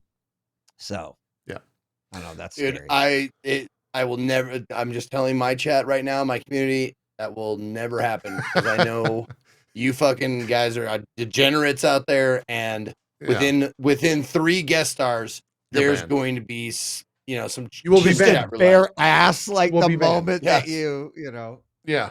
The very first person that Zeke pulls in is like, "Hey Zeke, so pleasure to be here." Yeah, and then Zeke's channel just goes dark, and it never comes back on. That's it. Ron was saying, Twitch staffer in the chat was saying that XQC was using it to pull on viewers, and like that just seems. I'm getting anxiety by proxy. Might as well play Russian roulette. 100%. That's what that is. Like, yeah. The next thing they discussed and announced in his live is pinned chat. A thing you can now pin a message. That's cool. Anyone. I've been asking for pin chat for a long time. Yeah, that's great. This is good. It's good. You can just /pin and then type whatever message. Uh-oh. Dog, don't. Okay. Sorry. Ollie's been throwing up, and now he's throwing up on my feet. So. Oh, no. We're just going to continue going while he throws up. Poor guy. Look, I just want to look. This is amazing. This is awesome. This is also not one of those. How did it take us this long? Message, like, yeah. Just, and again, hey, it's fucking great. It is good. Just, bro, how did it take so long? Yeah, I don't know like what the reasoning for that. I don't know if they gave one in the actual thing, but I'm curious from like an ad point of view. That was great. That made it into the mic, I'm sure. Just my dog driving. I heard that shit. Yeah. I might have to take a second here and help him out. But I'm curious from like an hashtag ad part of view, like, are we going to start to see companies be like, yeah, you need to pin a message that says go check out X product or X game or whatever in the future? Because I could totally see them utilizing that. It's much better. No one reads titles, right? I guess we'll have to see if people read pinned messages. I just don't know. What else was there? It's good though. Yeah. Starting in December, you'll be able to tag other channels and creators right in your stream titles. I really like that as someone who's been doing shows for almost 7 or 8 years now with multiple people on them. We can just have them in the titles and people can click on that and it goes and follows them immediately. Actually, that's great. Yeah. That's good too. Fantastic change. Zeke, you were going to say something? Nope. I answered my own question. I was wondering how long the pin messages can last. And you can change it. One dot says until it's manually unpinned or end of stream. Yeah. So you can keep that up there the whole time. It's great. It says we've committed to improving analytics to make it easier for you to understand your performance and apply these insights to your content strategy, which includes a redesigned layout, new and improved data, and more insights and education about that. Have you guys this rolled out? I don't know. That's what I was about to ask. Have you noticed on your analytics tab if it looks different or is presenting? Welcome to the it looks it looked different for me a couple of weeks ago. I'm not sure if this is yet another enhancement to it, but they did redo that whole section. There used to be like a big thing that kind of unwound when you went into that section. Now it's just a few little ones, and then in those is a lot more customization. So it kind of rolled some of the other stuff together and expanded out its functionality, which is good. That's just a win for us. Yeah, it's good stuff. More of a breakdown. Yeah. Weed, I think you're looking at it in real time. What are you thinking? I don't know that I totally agree with Co. I feel like, is there actually any new data on here? Or did they just organize it differently? I think it's more of an organization thing. But they By made the way, it I just want to say, according to tags, Stormlight is my #1 tag. That's pretty sick. I'm super happy about that. But I think the viewers under the discovery and engagement are way more important than the first things that are under analytics, which is achievements and stream summary. Like the overview is pretty much typical, although they moved a lot of the stuff from the overview to then these other areas, but I don't necessarily see. Stream summary has some more locational data if you keep scrolling down on it as well, but I think that was in other places as well before. Yeah, the discovery from viewers is larger, but shouldn't that be more front and center? I don't know. I don't know. I mean, I don't know how many people look at their achievements page, but just I would turn this shit off for me. Like I could just remove it. It wouldn't matter. I'd be very curious to know how many creators in general look at their analytics on a consistent basis, apart from what's happening right now where it's like, wow, Stormlight is the #1 tag. Cool. I'll look at this in 6 months. I think people probably look at their overview page. Yeah. I would imagine that very, very, very few people can actually analyze their data and understand what it means. Okay. Unfortunately. That might be a I'm trying to think of the way to ask it. For you, when it comes to creators, having worked at the company for 10 years, what's the one thing that you like wanted to say that you couldn't as an employee to creators? If you can like boil that down to one or two. Well, I mean, I think the biggest thing is like the creator community needs to understand the power that they have in Unity. I think that it is largely I wouldn't say ignored, but I don't think I don't think the creators of Twitch realize how loud their voice could be if they were delivering the same message with the platforms that they have. Right? Like I think that if 500 of the top creators somehow got together and were like, here are the 5 issues that we would love to see, or the 5 features that we would love to see on, on Twitch or addressed or whatever that is. And then all spent a week going live, reviewing this document that's been created. Like if they could look at like hashtag Twitch do better that happened last year. Yeah. And the amount of action that eventually came out of there. And, it's kind of the first time that the creator community had sort of spoken up so loudly that it could not be ignored. So I think that is probably the thing, is that if there's change that you truly desire on Twitch, and I talked about this a little bit when all the obviously like the rev split stuff was going on, but yeah. I know that means that someone's got to help coordinate, and that's probably in and of itself an issue, but that is probably the thing that I would say the most. Yeah. Which is, the most impossible task. It might be, it might be the hardest thing to ask of creators is to get people working together. There was some I don't know, maybe it was like a Twitter Spaces or something I was talking in, and I had brought this up, and Shannon was like, yeah, you should do it. And I was like, go fuck yourself, Shannon. Like, there's no fucking way that I would. I mean, yeah, I would, but I'm not. I think the biggest problem though is that is every single one of the streamers' responses that would be in a position to do anything in that. Yeah. That's the problem. And anyone who would really want to speak for them isn't like every streamer, especially the top end streamer, cares about their close group and their stream. And that's pretty much it. So if anything, like the amount of work and effort it would take, and then you have to think of, I mean, there are already just so many huge egos up there. To then have them all agree on like a paper or a list of demands or stuff like that. Like this guy's list, Hassan's list of demands is not going to be the same as XQC's. It's not going to be the same as Pokemon's. It's not going to be the same as, you just go down the list. Asmongold has food and water. He doesn't have demands, so I mean, it's just like, you just go down the list and it's just, so it's a really good idea. And that's like the big thing that always comes up, like unionize, streamers should unionize. They can't unionize. Like, there's so many reasons. Yeah, it's hard. Yeah. So and that's not what I'm suggesting. But the nature of Twitch being a communications platform, like you understand what would let's just say there was like one or a list of 5 universal things that creators, could you imagine a whole day of just right throughout the day, people like, here's the document that was presented here, Twitch, this is what every viewer, and I mean, holy fuck, man. You know what I could see? Yeah. You know what I could see? Get this. Imagine all the big streamers, the top 500, the top 1,000 got an email.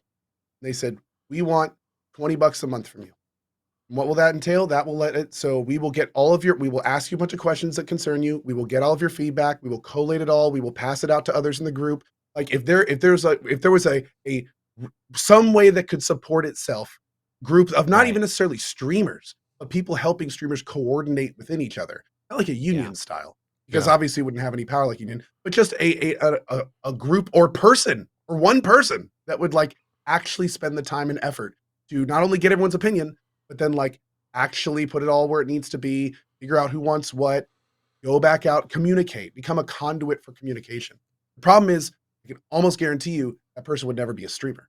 So that's why it has to be you, is what I'm saying, DJ. No, I nominate myself as the ambassador because technically you have to call ambassadors Your Excellency, which you already make your subs do that. So, I mean, true. That's part of the. I do indeed. Yeah, the fine print on there. Fine print on there. I think that would work, Co. Granted, there's so many other things. I don't know. It does just seem like the impossible task. But if there was a way to do it, Twitch could get ahead of it and do it themselves. Well, I mean, didn't they kind of try that though with like the council thing? Wasn't that somewhat? No, okay. That's the council. The council was not that at all. Yeah. Okay. It's a completely different thing. Yeah. I don't know. I mean, it's like perfect world wishful thinking, right? But it's 100%. An opinion that I've come to, especially after watching people bitch for, the last 10 years, is that like, man, there is a way more powerful way to go about it. But I mean, like, keep on bitching. It's all good. Some of it bitching works sometimes. Yeah. It does work sometimes, but in mass is what really makes things happen. That's basically what DJ was talking about. Like, we just need to bitch in unison. Right. All right, guys. It does bitch in 5. and go. Hit tweet. It needs to have a level of organization, though, that Twitch is going to be able to action off of, right? Like, that's the thing. 100%. So, I mean, enough people bitch every day on Twitch, on Twitter, on whatever, but it had to be. It had to be more organized than that.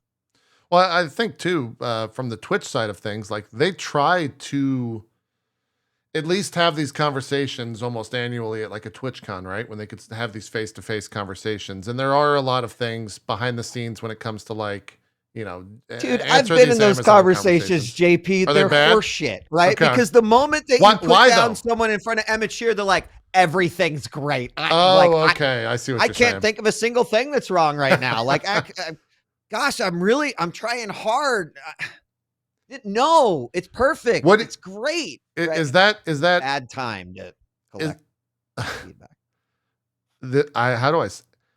Is that because of the status of Emmett or the status of these people at Twitch that they're fearful of, or like what do you? Because it's partially because. Do you think being at a convention where, right, you've already got your own shit going on, a convention's full of like awesome community and like dopamine hits and you feel good, like it's not the greatest time or environment and to be collecting critical feedback, right? That is something that should have, and I'm not saying there is no process for, feedback collection, but it's probably not happening as much as everyone would like it to. But this is one thing I found out from a lot of creators. Like I've been in plenty of meetings where I watched someone give feedback and then I just said, all right, stop. These are not the things that you have told me. Like, tell this person the same things that you have told me before. And then you've got to work to pull that feedback out, because the default's going to be like, love it. My community's great. Go bleed purple. It's fucking awesome. Yay. And and then they walk away like, we're killing it, guys. We are fucking killing it over here. It's not good. It's like going to a concert and asking how you like the band. It's like, so tell me your honest feelings about this band. Like, no one's going to be like, I'm here because I fucking hate this place. Sure. I hate these guys. They're terrible. Yeah. Wait, weren't you guys all there during the Bits conversations right before Bits came out? And I remember that was one of those times where it's like, guys, fucking speak up, right? Like, go in there and lay into. And I We remember did a Bobby couple of Scar those, and I think it was Bits. There was one too where Tom was there. Tom, I forget whatever his title was then is different now. Much grander in scale. Tom was there, and Hubert was there, who was no longer at the company. But I forgot what like the subject matter was about, because we. Oh, I remember the Bits meeting. Relatively. Was that at TwitchCon? Yeah. No, it was at a PAX event. Was it? Oh well, it was the Twitch area. The Twitch booth at PAX. It wasn't TwitchCon. No, it was absolutely the PAX event back when Twitch had like a presence. Yeah. They felt like mini TwitchCons every time you'd go. Yeah. I think it was like a PAX East or something. That sounds right. Yeah. No, that was it was really interesting because that was both one of the times I felt most listened to and least listened to by Twitch ever. Yeah.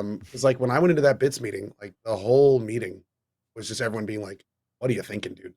Like 30% compared to what PayPal is now? Like, yeah, what's going on?" Like everyone was sitting around saying that, and then sure enough, like I talked to other streamers, they're all like, "Yeah, it's exactly what we said too." Like everyone's saying it, and like a week later, it's like, "Cool, here's Bits, exactly like we told you it would be," and it's just like, yeah, it was too late into the process where they. Yeah, exactly. Yeah. Exactly. Yeah. It was one of those things where you're not going for actual input, you're going for approval. And it's like, but it's like you're just going to like educate and get approval, not actually to make anything change or happen. Yeah. It's unfortunate because I feel like everyone felt like that wasn't the purpose, that they were actually coming to us for our thoughts and stuff on it. But, I won't say what the I guess what the product is, but now, and I think this is, I can only speak from my experience. I have no idea if this is what happens with other creators. But they were like setting up a meeting to have a conversation about a product that's coming out. And I haven't had the meeting yet, and maybe after this I won't. But they were like, yeah, we'd love to talk to you about this. Great. And we'd love for you to like record something so that we can use that in our marketing. And I was like, I don't want to be your fucking I said, I don't want to be your fucking poster boy for this if it goes bad. Like, I'm not involved in that. I don't want to be the person that gets blamed for like giving this positive feedback. Yeah. Also, tell us and record how great it is too. Yeah. Like, yeah. And like, one, I understand why they're trying to do that in terms from a marketing point of view. Like, you will not listen to an employee saying, man, this product's great. You'll listen to a streamer saying, man, this product's great, right? Like, I understand that. But if the product's not great, I don't want to be the face of the product.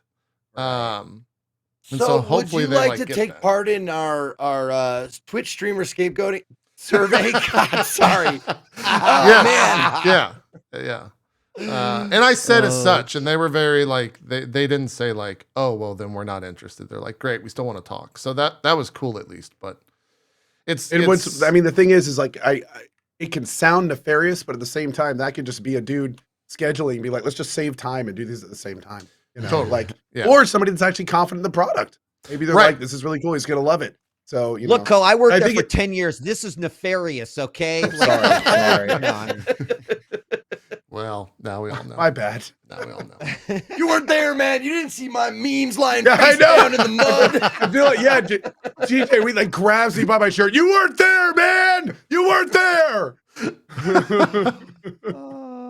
Oh man. The last thing, just to wrap up the patch notes episode, is they went into the ads incentive program. The direct quote that they tweeted was, "We're working to improve the ads incentive program for all of our community." There's a 43-second long clip. I don't know exactly what it says in terms of their improvements. And then funny enough, here's what some streamers had to say about the ads and the program. And then it's a minute-long clip of a bunch of creators. It's totally awesome. Wait, why is there a gun up to your head, JP? Doing exactly what we just said. Yeah. The ads are treating me well. Yeah. They have not hurt me. I am okay. I think out of the three of us, because Ko's contracted, so he'll never interface with the ads incentive program. Zeke, you have no plans to, right? I don't know if you've ever given. I know you said you don't use it, but you've never stated why or why not.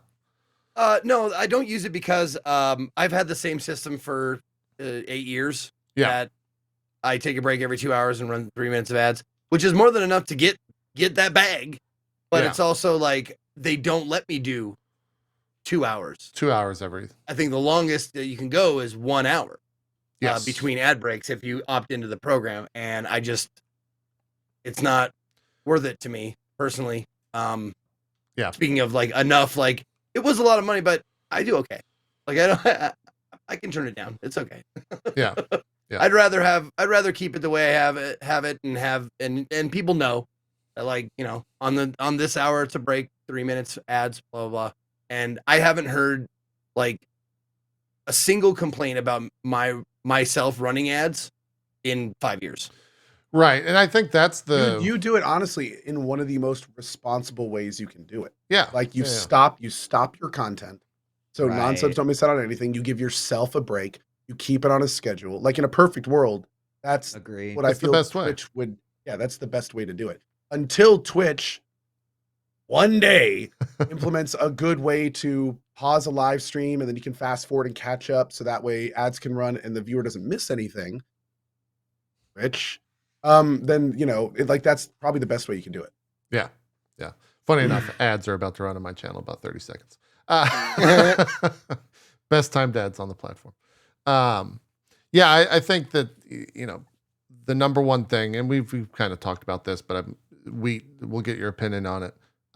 Sure. They're battling the idea that while Zeke does it correctly, and while like both me and Co have utilized ads in the past and have been respectful of like, hey, some ads are going to run. I'm going to step away. You're not going to miss anything. That type of stuff. They're also combating the idea that people sign this and then just never run ads because they don't ever think to push the button. And so they had to literally automate it because people just weren't running those ads whilst being a part of like a five-digit button. Super incentivize it for some people. Oh yeah. I mean, there were people getting ad that were posting their ad incentives that were literally like sizably more than I make from subs a month.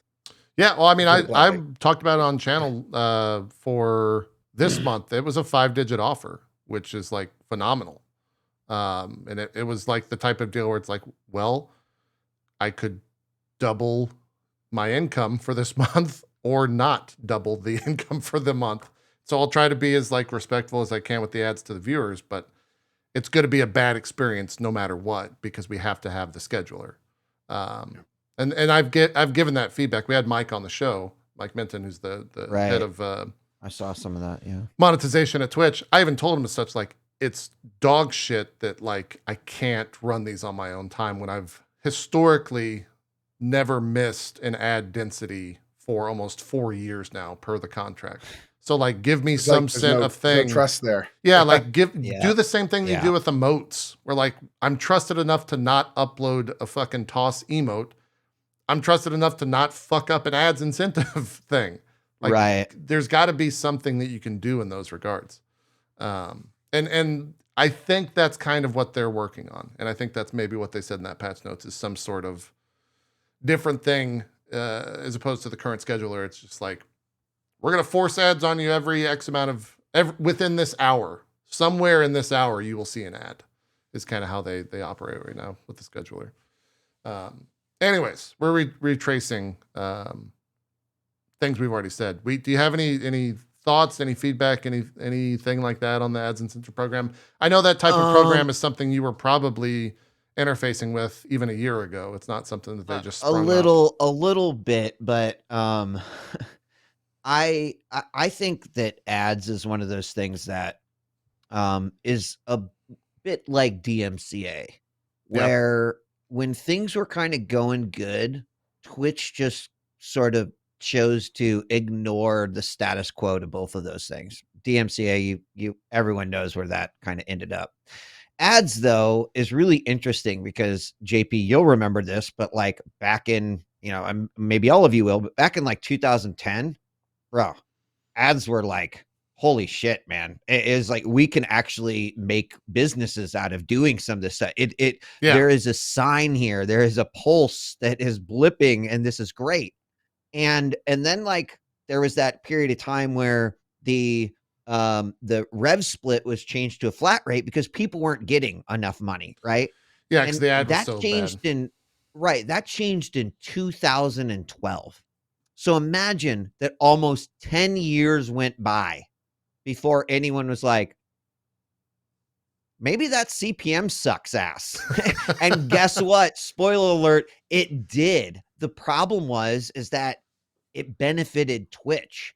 And I think back in like 2014 when CPM started to, if we would have gone back to a rev split, we would see a totally different Twitch, because I think that ads would have been a bit more favored by streamers because they still would have been legitimate revenue, instead of 6 years of sort of building a habit and going like, I don't earn dick from ads, why would I run them?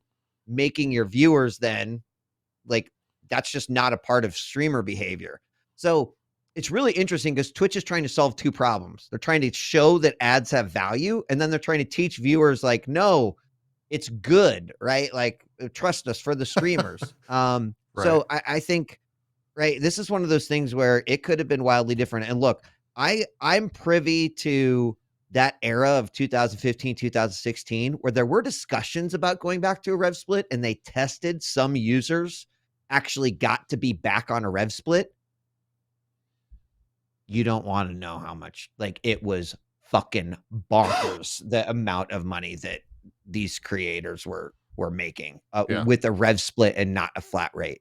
And so that was always my big part, is that I was always screaming like, just figure out a way to go back to rev split. Like, we have to do this, because if streamers don't see value, they don't get a return for running ads, you're never going to fucking get them to run ads. So Twitch is trying to, as best as they can, tackle both of these problems at the same time. Yeah. And that's really tough. Real tough. Right. I mean, we've also mentioned the idea and honestly, the fact that ads on a channel with 10,000 plus viewers, 20,000 plus, whatever, you can add whatever number you want there, are a completely different thing compared to someone with 100 viewers or 50 viewers, right? Because when you drive away 10 of those 50 viewers, then you have, a pretty large percentage of your entire viewer base leaving.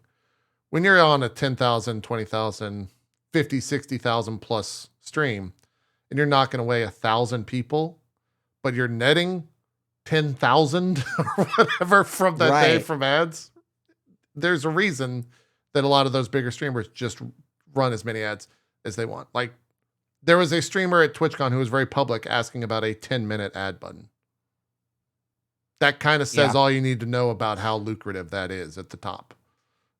When you have that much viewership, that they're asking Twitch for a 10-minute ad button. Yeah. That's all you got to know. It's that lucrative. So we'll see. I don't know. Ads aren't going anywhere, right? Like, Twitch made that clear. It's just kind of the nature of the platform.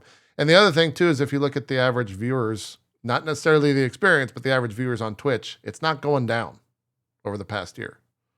And if it is, you're comparing it to like COVID times or end COVID times. I don't think it never has. I literally don't think in 10 years of Twitch, 11, whatever, 12, I don't think it's ever not had year-over-year growth. Yeah. There could be 1 year in there's a little, but I think like COVID probably was a super high peak, but it hasn't fallen much. It was a super high peak. So was when Fortnite released. So was when Twitch Plays Pokemon happened. So was when Bob Ross, right? Like, there's all these milestones in Twitch's history where there's been like a nitro, hit the nitro and the fucking car goes really fast. And then, the amazing part is that for the most part, it hasn't gone up and then come down. It's like sustained those numbers. So those are great, but those are also completely unpredictable moments. And you can't necessarily build really awesome projections because you don't know if a Fortnite is you don't know if Ninja's going to play with Drake. You don't know if there's going to be a fucking global pandemic and suddenly people are going to have to stay inside. So it is a weird thing, but yes, you're right. It, like, the audience has typically just gone up. Yeah. Someone in the chat had this question and I'll ask it. What do you know of like Turbo and how Turbo has existed at Twitch for so long, but not been marketed a single bit? Like, have you, maybe bit's not the right word there. I don't know. I don't know. There's clearly some data probably somewhere in a document at Twitch that breaks down like how much you would likely get out of, like, what's the lifetime value of a viewer who has turbo versus the number of ads they would have seen otherwise.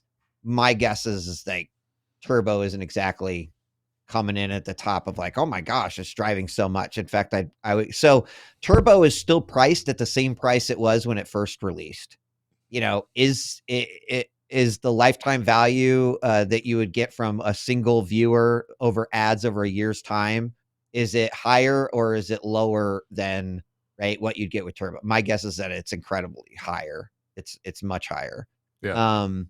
So I don't know. It's always been kind of weird. I think turbo wasn't allowed in some countries, like, so it's always sort of been like, it's there, but just don't tell it it's there. So you know, it's always felt like that like secret shit you can order at In-N-Out that's not on the menu. Right. You know, you get not you'd on be the like, menu. Can I get 2 burgers animal style and slap my sister? And they're like, okay, this guy's in the, they know. Yeah. They know. Yeah. What did you just order? Oh, just onion rings. Yeah. Oh, you got this weird like cheese thing. How do I get? I don't know. You got to know someone. That's all it is. Do you think turbo ever goes away? Wheat? Do you think it's something they just pull the ripcord on? Or does it stick around or come back? I don't think they pull the ripcord. I think they sunset turbo and create a new ad-free product that more reflects like definitely higher, right? I mean, looking at subscription and the people's willingness to pay $15.99 or $14.99 right? For an ad-free Hulu.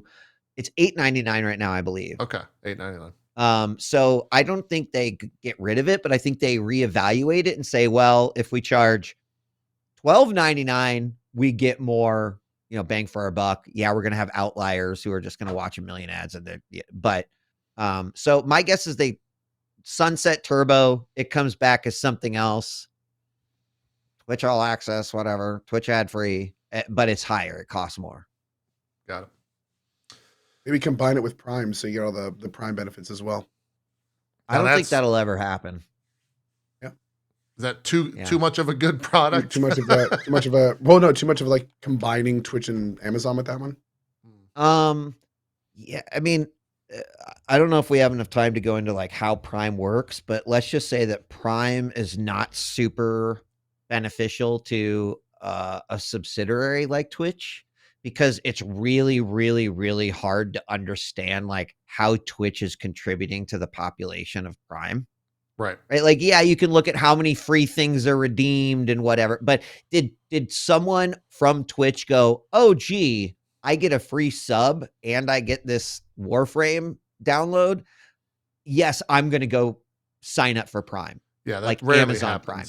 How many times does that happen? And can that even be tracked? So, and they've even tried to improve that with like, I think they have a partnership with Riot right now, where if you get like, if you have Amazon Prime and you link your Twitch account, you get X amount of skins and RP points in both Valorant and League, and there's a bunch of like Prime benefits. But you're 100% right that like no one goes and looks at the benefits that they're going to get on Twitch and goes and subscribes to Amazon. Yeah. They're like already a Prime subscriber. So the big part was that, did we get the Prime subscriber to get their benefits from Twitch, right? Like that was a big friction point that Twitch had to solve, right? That probably is still happening every day. But I don't think people are like signing up for Amazon Prime by the droves because they get a free Twitch sub or something like that, right? So Twitch will always kind of be an additive rather than a driving factor for why someone would subscribe to Prime. And with that, I have no fucking idea how any sort of revenue breakdown works for Prime across all those different companies. Cause you got to think that's Prime Video, Amazon Music, Twitch, like all of those things. So that's a spreadsheet way, way, way beyond like 5 levels above me. Do you think they'll ever do away with like Prime subs and things like that? That was my next question. Yeah. I think that I don't think it'll happen soon, because I think they know what a big hit that would be. but eventually someone is going to look at that line item and say, this is how much this is costing us to provide this benefit. And will we ever reach a point where it is not worth it, right? If Twitch, like many other tech companies that are laying off or thinking about, right, where are we cutting our costs from? Well, they already know we've got infrastructure costs. You can't really cut much from there because Twitch has to stay up 99%, all that good stuff. Of all the places that would be like the place to cut from, that could be a pretty considerable amount of revenue that Twitch is paying out as a result of this. So I don't know. I don't know what that number is, but I would suspect there'll be a day, where it will, right? It'll shift. And that's like, I think you're probably thinking like 2 years away. Yeah, that's I'm with you. I think it's inevitable. I'm assuming that's probably what you're thinking too, but I think it's inevitable. Especially with how much, like, we've seen Twitch prove time and time again that they're becoming more focused on the product being the platform and not the creator. Right. And I mean, that's not a diss. That's just what we're being shown. That's what we're seeing. So I think Prime was an olive branch from Amazon directly to creators. I think it was when Amazon took over, they were like, hey, I know we're like the big corporation, but this is to show creators that we also want to make this something for you too. Here's a raise, essentially, which is what Amazon Prime subs were for creators and still are to this day. They were a raise. Yeah. So I think it's probably going to get to the point. They're probably right now thinking, how can we and what can we do to soften the blow? Like like I think this ad incentive program, this whole thing, 100%, this is literally the groundwork for getting Prime subs off the table. Yep. So the one like optimistic way to look at it is that we also don't know the data of like who has subbed with a Prime sub and then went on to just become a regular sub. Like, that could be really powerful. And if that remains really powerful, then it could be worth it to have that, yearly cost, because it actually is ending up generating this much more revenue because, 18% of everyone that uses a Twitch Prime sub eventually converts it over to a real sub. But again, we don't know that. And so that would be another thing, that if that continues to do well, maybe it'll stay on a lot longer. But if that doesn't, if that's not a thing, it might be the first thing to go. Yeah. I just want to say, any content creators, any streamers, full-time streamers who are watching this, get your ass prudently invested.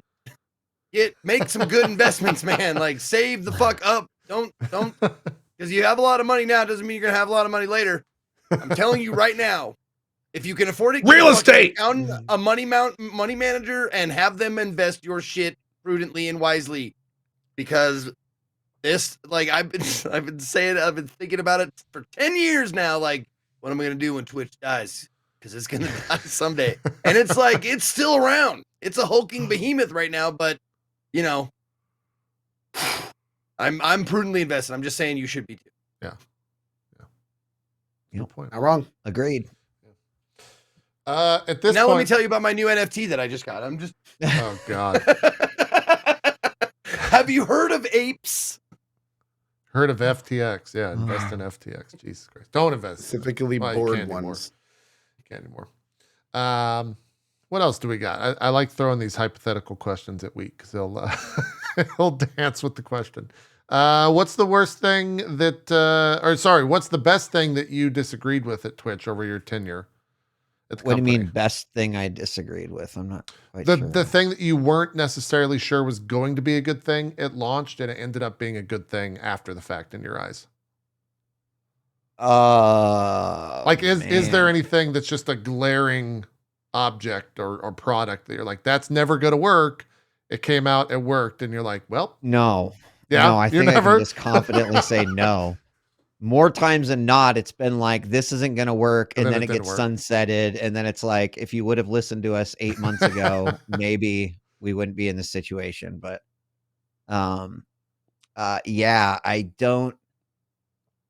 You had the idea that I just asked you like how Vietnam was or something. Like, you went to a place and you're like I feel, well, I'll give you a great example, right? Like, so co-streaming right now is, I think we can all agree, like it's really great for the creator. It is a cool way to like just have content that you can make. I mean, I don't know if we're talking about the Game Awards still, but right, Jeff was one of the big adopters of co-streaming early on. Yep. Trying to convince our company that this was the right thing to do, and then basically just turn around and being like, fuck it, we're going to do it anyway. And just to prove to them that it will like just blow shit up in the best way possible. But it's little stuff like that where it's like, why would you be so willing to take a risk like Owl League, but not something that could be truly transformative to this industry? And so I feel like zero, a lot of right, like cost very little. Cost very little money. Cost fucking nothing, dude. Yeah. The worst thing that could have happened when we first kind of did co-streaming, it was during E3 of 2015, was that Nintendo, PlayStation, Microsoft, and all these other companies were like, what the fuck are you guys doing? Right? But you know what happened? They again, it was a big risk because my theory was that we will do this. They will get more numbers that anyone has ever seen before. We will capture more people because the people that are going to watch Lyric were not necessarily going to tune into the Twitch E3 coverage anyway. And we had like the largest E3 by 50 or 60% on Twitch. Yeah. And it still took several years before the riots started realizing like, ah, shit, this actually is really good. Right now you see Nintendo Direct, PlayStation Direct, whatever, the showcases, you see the Game Awards. And I think that's all a byproduct of introducing co-streaming and then trying to change the status quo and convince the industry, like, listen, just because it's not the traditional approach of doing things doesn't mean it is a wrong approach. And you look at it now, and I bet every single one of these companies would say those like us being able to run a Nintendo Direct has single-handedly given us an incredible new channel for us to market, to reach creators, to reach their audiences, etc. So like a lot of my experience at Twitch was basically trying to fight with people who would tell me, no, you're wrong. And then it's like, haha, and look at co-streaming now, you dumb fucks. Like, there you go. Yeah. And yeah. So very rarely was there something where I didn't think it was going to work. It was either like, this is going to work or this is really dumb and it's not going to work. Yeah. Yeah. Co-streaming's massive for sure. I mean, for me, it's still the biggest viewership, at least on my channel annually, for like the Game Awards or literally anything. Like PC Gamer had a thing Thursday, which was essentially just, here are the best YouTube trailers from the past year, the event. And I had like 4 times my normal viewership just watching that. So yeah, it's definitely changed. I think the industry at large when it comes to like the live streaming of events and whatnot. I would say that co-streaming is 100% one of like my proudest Twitch moments for sure. Just like, fuck the system. Let's it's kind of still the Wild West. Like, let's just do it and ask for forgiveness later. And it was like the best risk I probably ever took at Twitch. Yep. Yeah. Zeke, you were going to add something? Yeah, I was going to say, can you bring back hosting? Is that something you can do? No, sorry. Hosting is pretty odd. Yeah. I know, but it was just. Or sorry, I should say raiding is pretty odd. Because I feel like I have to be there for a raid. Like when I host somebody, I don't feel like I have to really like ratings an activity. Like you do rating, and it's like active, after a stream, I don't want to do any activities.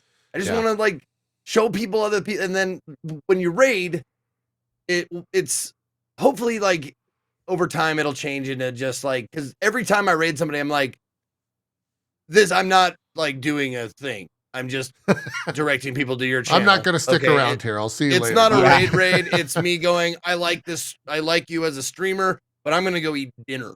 So yeah, I'm sorry if I'm not sticking around for this. Yeah. No, it's a weird thing. I've started raiding people after streams, and I I don't say anything in the chat, but it's definitely this awkward situation of like, should I say something? Like, I don't want to say something in the chat because I'm really hungry after 8 hours of streaming. Exactly. And I gotta go. Yeah. No, you're 100% right on that, Zeke. The perfect example too was with the Riot World Championships, whenever that was, 2 weeks ago or whenever, 3 weeks. And I wanted, because that chat is, you know, 1 million people in a Twitch chat. Fucking who knows what happens in that chat. It's complete, absolute insanity. And so I wanted to host it. The only way I could do that is if I went live, rated the channel, and then went offline right away so that my chat could have a slower chat while watching it. So I just didn't do it. So that there needs to be some sort of shift or change to like the raid stuff, because I'm sure I'm not the only creator that has had that issue. But at the same time, why does Twitch care if an inactive stream is watching another channel when they could just go watch it in the first place? Maybe there's no incentive for them to do that. I don't know. They have the data. I don't. You guys got any other questions for Wheat? I don't think we're taking a break now. We're 40 minutes from end of show. So if we take that, it'll be a 30-minute VOD, and that's just worthless. So I can transition to something else, but yeah. The only thing for me is I want to hear about this new game dev venture. Yeah, this is a great point. That's true. Tell us about Fortis. Yeah, it's Fortis how you say it in the meetings. Fortis. Okay. Yeah, Fortis. I'll bring up the website. So I mean, I think when I left Twitch, Twitch was an amazing journey, right? I know a lot of people. Someone was like, "Wheat is fueled by spite." It's not the case at all, right? I look back at my 10 years at Twitch. I mean, like, yeah, I'm always been one who shares my opinion, so it shouldn't be any, but like, I love Twitch just as much as I did when I first started there. I don't love working at Twitch, right? That's probably pretty clear to most, but I think when I look back on the time I spent at Twitch, right, two things kind of come to mind. First off, it was an amazing run. I got to work with a lot of really fucking great people, made a lot of friendships. It got to make a bunch of content. I loved every second of it. But also the other thing I learned a lot about is about community and understanding community and how communities are developed and how, audiences want to be talked to and how a company needs to act in order to achieve, right, I think, a good relationship with their community. So after I left Twitch, I started doing some consulting on community. I mentioned it earlier, but I really hated it. Like, I hated it because you do this work for a week or 2 weeks and then you get paid for it. But then that was the end of the journey, right? And it was not very fulfilling. It was just sort of like doing the work to get that money. And I always have looked for fulfilling work in my career. So, the COO of Fortis, after I left Twitch, started tuning into my streams because they were looking to hire someone for community. Their mission is, to create games where you belong, right? So, games that are grounded in community and that community would build and be created. So he just cold DM'd me one day on Twitter and was like, "Hey, I've been listening to your streams about community." I'm like, "Oh God," because I've kind of been like devastating Twitch, for a solid 2 weeks. And he was like, I don't know if you remember this, but back in 2012, I was, running this game company. We were trying to broadcast it on Twitch. It's like, "Oh yeah, I totally remember." So anyway, we had a previous conversation. And he was like, "Would you be willing to just hop on a call with me and just chat about community? I'd love to tell you about what we're doing at Fortis, just get your thoughts and ideas." And so I did. And we had one meeting and then a second meeting and a third meeting. And at that point, I was like, "Sean, I'm pretty much at this point consulting." And he's like, "Well, can we pay you then to keep having meetings with you?" It was like, "Great. Yeah, let's do that." So I did a 30-day contract with them. And in that 30 days, I wrote maybe one of the best papers I've ever written before. It was about a 35-page paper that was about community, but specifically about how to, like, what the best practices for community are, who's doing things good right now, who's really fucking things up, what the different types of communities in gaming that exist, what are the things that are stopping community from being successful in the gaming industry? Like I'm really, really, really proud of this paper. Anyway, and in doing that, I also met with the game directors and got to learn about every project that they were working on. And right, so I had this like 30-day almost trial period where I was like, wow, this is a really kick-ass company, right? You have a ton of people that have been in the games industry for quite a long time. They're tired of the way things have been. And I'm sure you've heard this story before, right? Like, we're sick of the way things are going. We want to create our own studio. Very similar thing. The biggest difference is that they all believe that community is a winning lane for a development studio. Yes, absolutely, it fucking is. It is like literally the future of all of gaming. Is that if you're you're going to have a higher chance of success if you are thinking about developing community. So anyway, after 30 days, Sean was like, would you like to come work for Fortis? And offered me the VP position for community development. And I struggled really badly. Like, I struggled because I'm like, the people here are amazing, but I'm having a hard time because this is a game development studio that's not released a game. Yeah. Right. And so I was just like, how do I know if I'm making a good decision here? Like, sure, I feel good about the people. I think there's a really, really talented bunch. I'm excited about the projects that they're working on. But, that was like a really big thing I couldn't get past in my head. And then I sort of realized that everything great that I've been a part of, I have been able to get in at the ground floor.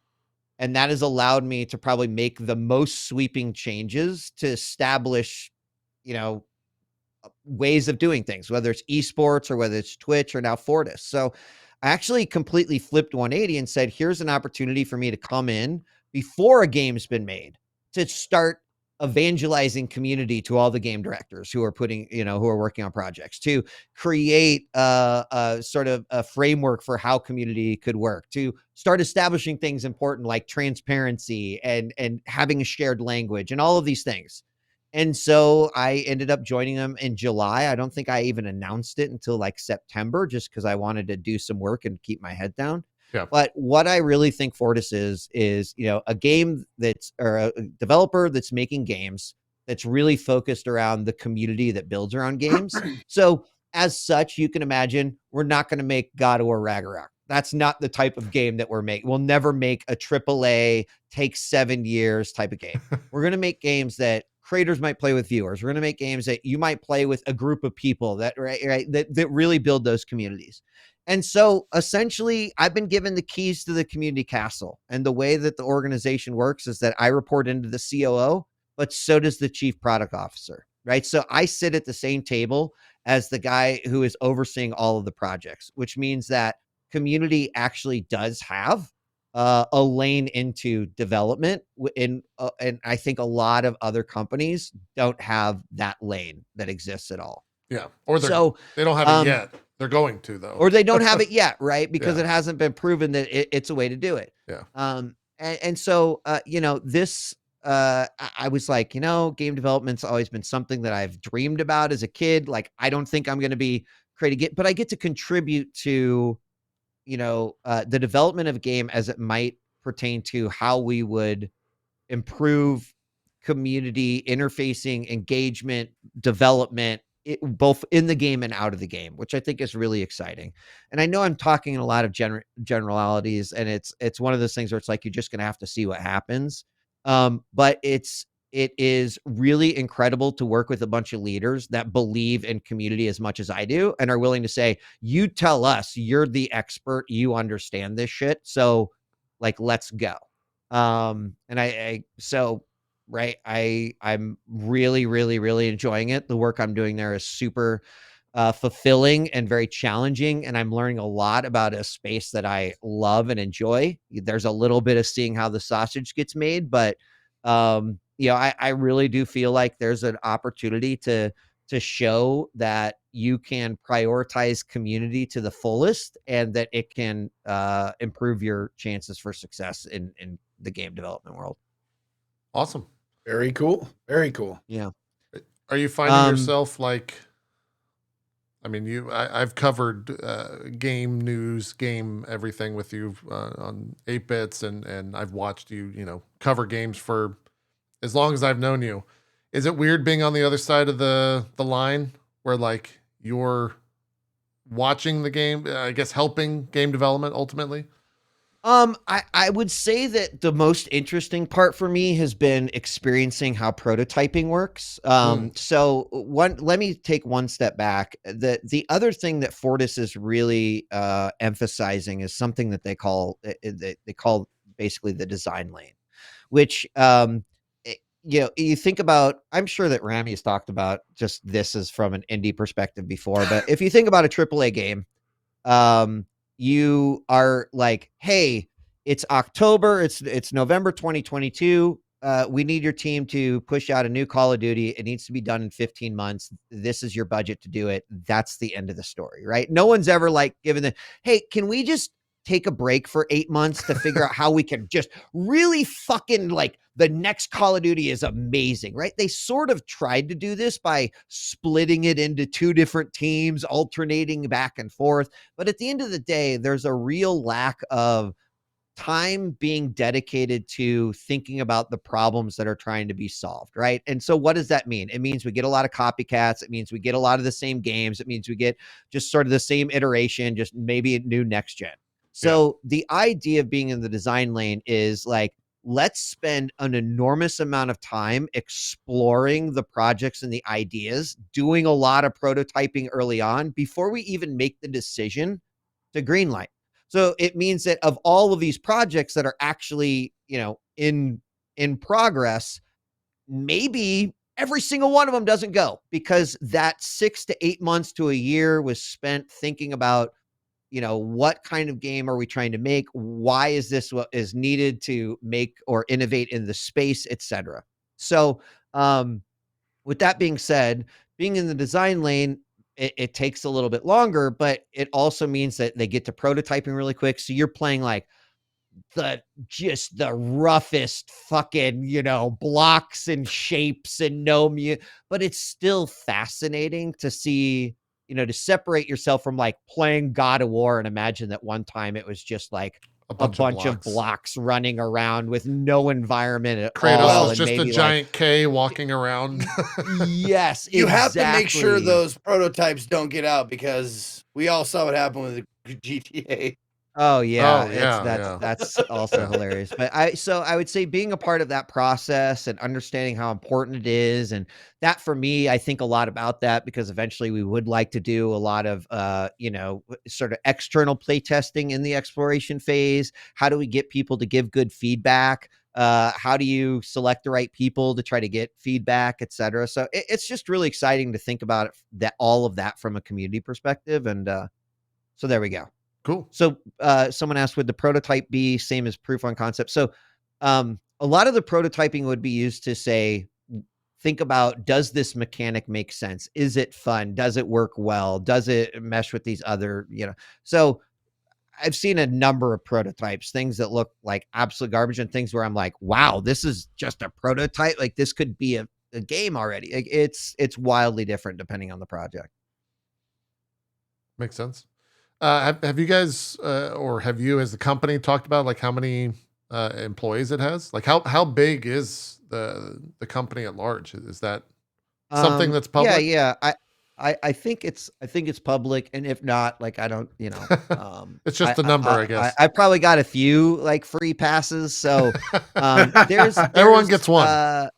Yeah, right. I would say there's like somewhere between 150 and 200 employees. Okay. That might be like, holy shit, that's way bigger. Yeah, but let me also explain. So one of the things about Fortis is it wants to be a global remote studio, right? So awesome. There are some offices, but in order to do that too, some studio acquisitions took place in countries that Fortis wants to exist.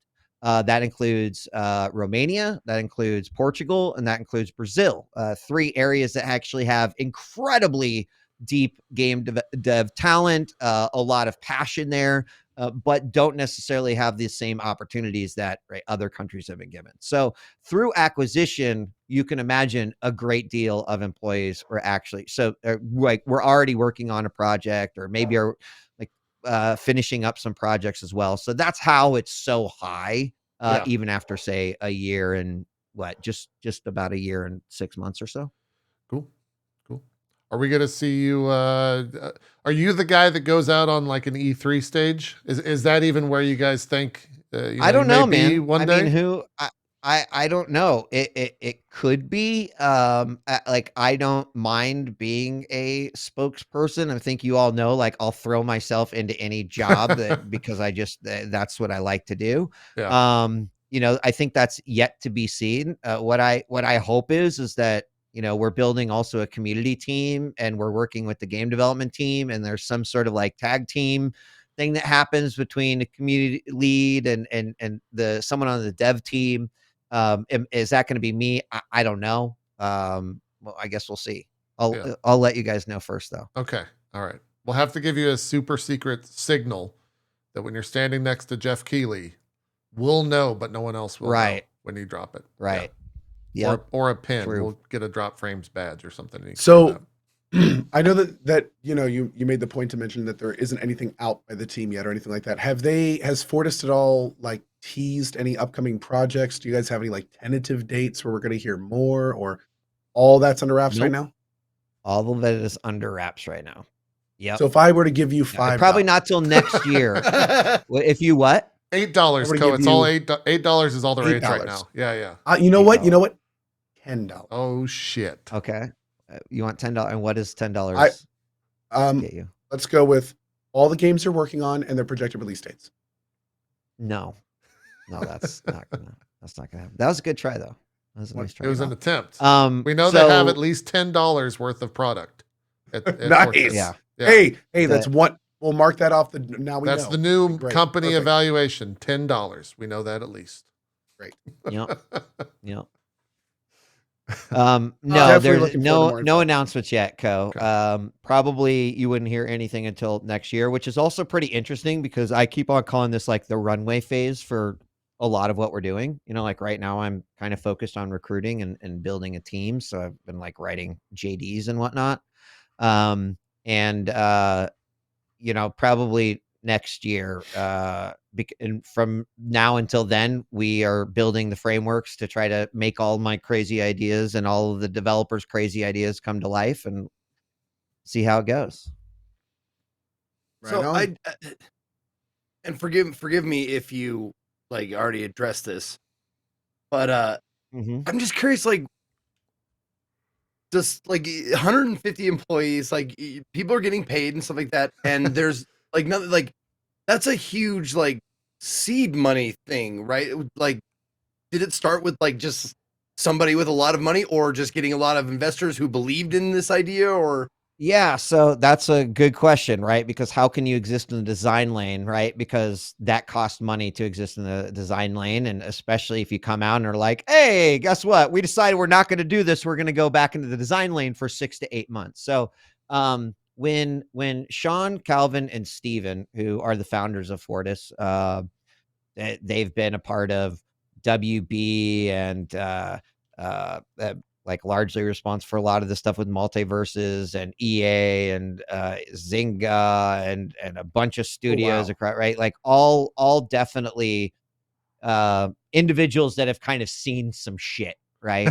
Well, they went out and they started pitching in terms of this idea for this studio, and right, this is how we want to differentiate ourselves and be in the design lane, focus on community, make sure that we're feeling very confident about the games that we're going to release and how we're going to run them, etc. And as you can imagine, they went to a lot of the big players already established in the game industry, and they were all like, we're not sure about this design lane part, but shit, you got a lot of talent, so let's talk. And they're like, nah, it's a no-go if we can't do this, because if we don't do this, we're just going to go right back into the fucking the tumbler that we're all trying to get out of right now. And so they actually didn't struggle trying to find funding, but struggled finding someone who shared the vision and understood what they wanted to do. So actually then in comes Las Vegas Sands. Everyone, you guys know what Las Vegas Sands is? No. So Sands is largely responsible for creating the casino resort. So They built the Venetian. They've got Sands Macau. They've got all of these resort properties that are, casinos, but also. Are you talking about like the Sands? The Sands owns Fortis. Yes. Now, wow. I'll explain it. Yes. So they got called by and Sean admits he didn't want to take the meeting because he was just like, I don't know if this makes a whole lot of sense. And so they went in, and basically they are focused on long-term entertainment investments, right? That's what their resorts are. But resorts there's a limited number of places you can build them. You can only build so many. So they actually sold their US properties, took a lot of money, and said, we're going to invest this into long-term entertainment opportunities. And they looked at Web3 and were like, nope, not doing any of that. And but they looked at gaming and said, this is a long-term, entertainment opportunity, right? We are a subsidiary of Sands, which means that we're kind of like, we are an indie company that is super well funded. Yeah. Is basically what it equates to. Yeah. So tell me about your hotel in the metaverse that you're building. No. Okay. All right. No. All right. We're getting that out of the way. Great. Yeah. No casino games or anything. Because people are like, oh, so what are you going to be like? The community lane for slot machines? That's like, no. Is that why you were so upset when Twitch banned gambling weed? It all makes sense now. I'm not gonna lie to you. When I connected Sands, I was just like, is this gonna be like the most like money making pay to win like gambling games? No, not. Well, the thing is, like, when you hear Vegas, like the first thing that comes up in your mind is gambling. When people like you talk about the companies that run Vegas, but like the second thing and the thing that gets glossed over is that's where entertainers go to have a consistent show all year round. Yeah. Like Penn and Teller, Celine Dion, like all these people like have a regular every night or whatever show. And there's people who own that shit. So like, that sounds like what this is, Yeah. Yeah. Someone said, not so sure if I like the idea of casino companies making games. Okay. We're not a casino company. We're just owned by a company that happens to own some of the largest casino resorts in the world. I can see the optics already for the company for the next 2 or 3 years, having to change those. Yeah. DJ's like, and my first gaming consultant I'm bringing in is a great streamer by the name of Trainwrecks, and he's going to help us. Oh, God. So it's exciting. It's something new. It's challenging. I tell you what, working with the game directors and getting to hear like some of their story. I told you guys the Sims gun story. Oh, yeah, I'm sure you've heard some great shit. He's got a million of them. There's another guy. I mean, I like all the game directors. Really fond of like Tim and Simon. I'm sure that these are people that you will see one day on stream because they're cool. Very, very brilliant. But yeah, I mean, another cool thing is like this is truly a bunch of guys and gals that want to do things a little bit differently. So one of the game directors has never made a game in his life, has a producer who's made a game, but spent years designing escape rooms and is in charge of so like has a very specific way of thinking and building and solving problems, and awesome guy. Like I enjoy every second I get talking to this person. Well, so he has designed games, just not video games. Yeah, the sounds of it. Yeah, right. But I mean, like, imagine that's a lot of trends. Would a traditional company hire someone like that? Good point. Yeah, untested. Make sure that they're supported, so they're not coming in and be like, "How the fuck do you do this?" Right? But is in charge of a layer. What's a computer? Like, what are how do you make a game work, make sense? Right. Anyway. Yeah. Well, cool. I'm excited to hear more next year. Potentially next year. Time. Yeah. In the closing minutes here, what have you been playing? I know that's a loaded question. You play a lot of stuff, so fire away. What's been your fascination? Yeah. Oh, for the okay. past My X amount of time. Well, obviously God of War, but my current fascination If anyone is, I love bullet hell games. I've always kind of loved really difficult bullet hell games. I feel like a huge sense of accomplishment, when you beat them, going all the way back to like the Raidens and Ikaruga and whatnot. Gradius, But all that stuff. one of my favorite games of the past decade is actually this super weeb game called Rabby Ribby. And it's one of the most difficult platformers, bullet hell platformers, also Metrovania style, in my opinion. It is a fucking awesome game. Pretty much done by just small group of people. Yep, there it is. They're like, Wheat, what are you playing here? Well, I'm not surprised. The boss battles in this game are unbelievable. So anyway, his next game came out, and this is before Rabby Ribby 2 comes out. Gotcha. The next game is called The Last Command, and it is also a bullet hell game. But the base mechanic for the game is Snake. So I know immediately you're like, what the fuck is that? Right. So you play the snake, and then you pick up these pieces of data that are around there that is picking up, and then your tail gets longer, and then you shoot that data at the boss. And this game is kicking my fucking ass, and it is glorious. It is so good. And most of the games is boss battles and not like traversing the environment like you're seeing.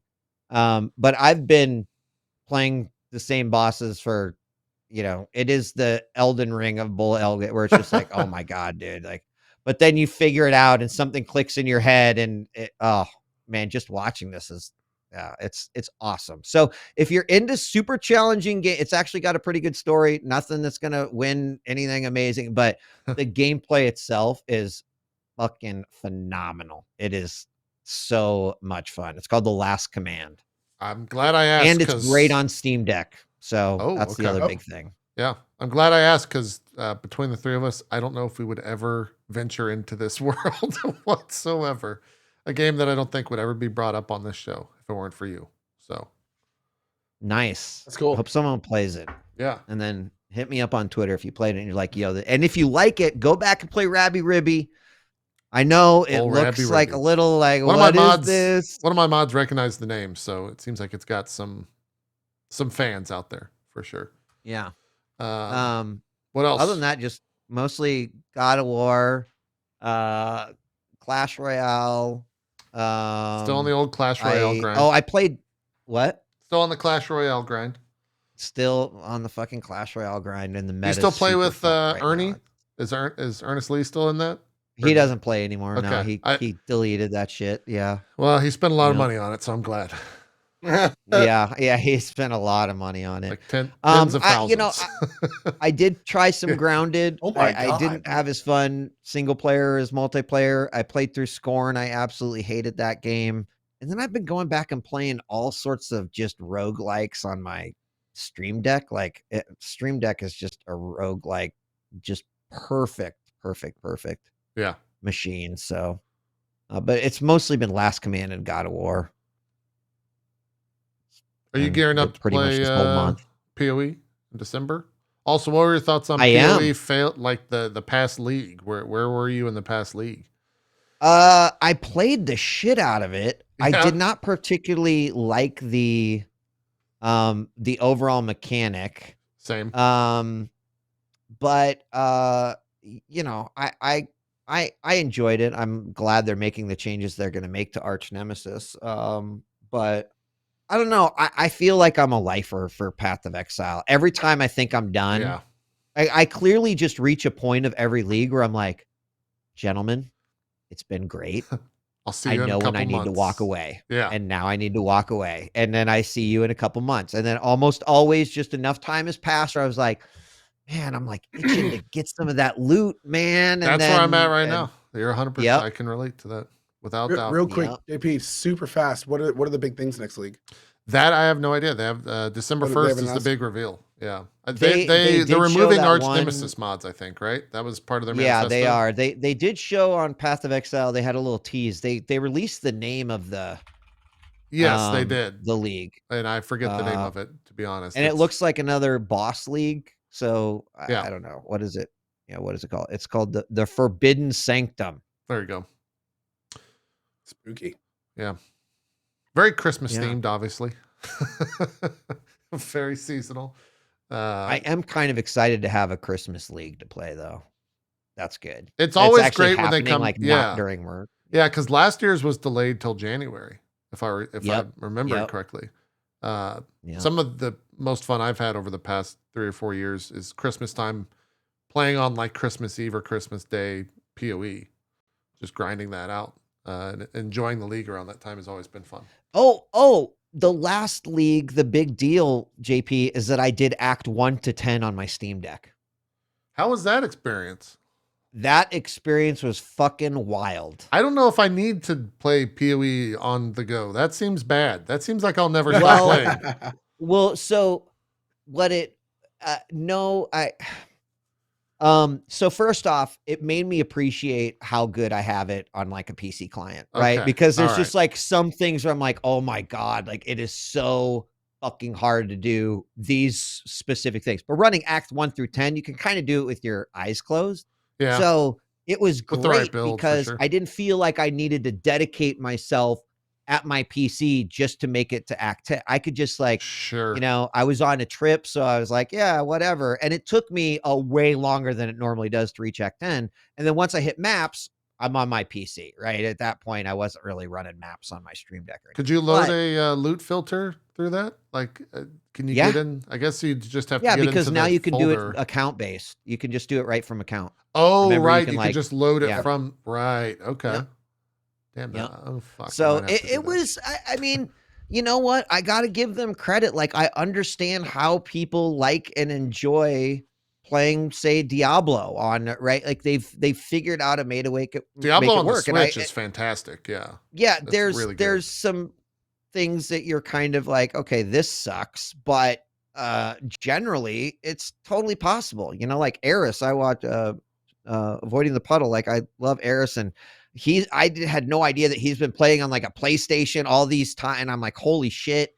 But yeah, you can totally play through. You're a lot slower, but he had a mirror drop, right, on the PlayStation and then like deleted it or some shit. That was his big clip. I think I saw that clip. Yeah. Damn. Kind of ridiculous. But yeah. Cool. Yeah, PoEs and the reveals on the 1st. So the launch date is either the 9th or the 16th. I don't think they've said yet. Yeah, it's the 9th, I think. Okay, cool. Yeah. Probably be playing through that. Any games you're looking forward to that haven't released yet? Yeah. Is there even anything left this year? I don't. Marvel Callisto Midnight Suns Protocol. on the 2nd. There's Callisto Protocol, same day on the 2nd. Oh, Callisto, yeah. Especially after Scorn. Like Scorn was just fucking terrible. We never talked about it on the everything. show because we've had so many guests. We think next week we might just focus on no guests and games only. I was playing it and I was loving it. I was like, I love this environment. And then like I did one like combat thing. And I was like, okay, if it remains like this, like I can handle this. And then it didn't, and it got like more like the combat is not pointless. fun. And it was terrible. So long when it sets you back like such a fair distance and you move so slowly. It's just like it went from like fun to like, what are you trying to make me mad? Like, are you doing this on purpose? Like you took it was all a the great fun away. reminder. Jesus. Go ahead. It was a great reminder that like there's going to be many times that I'm going to watch a trailer and be really excited about something, and then I'm going to play it and realize that there will be times that I will watch a trailer and be really excited for something and it'll be shit. And the design and the visual design of this game are incredible, but it was like a giant tech demo that they slapped combat on top of and then put no story into. And I fucking hated it. And I played it all the way to the end.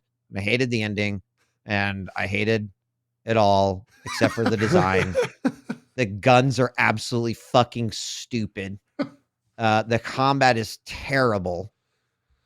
And there is no story at all.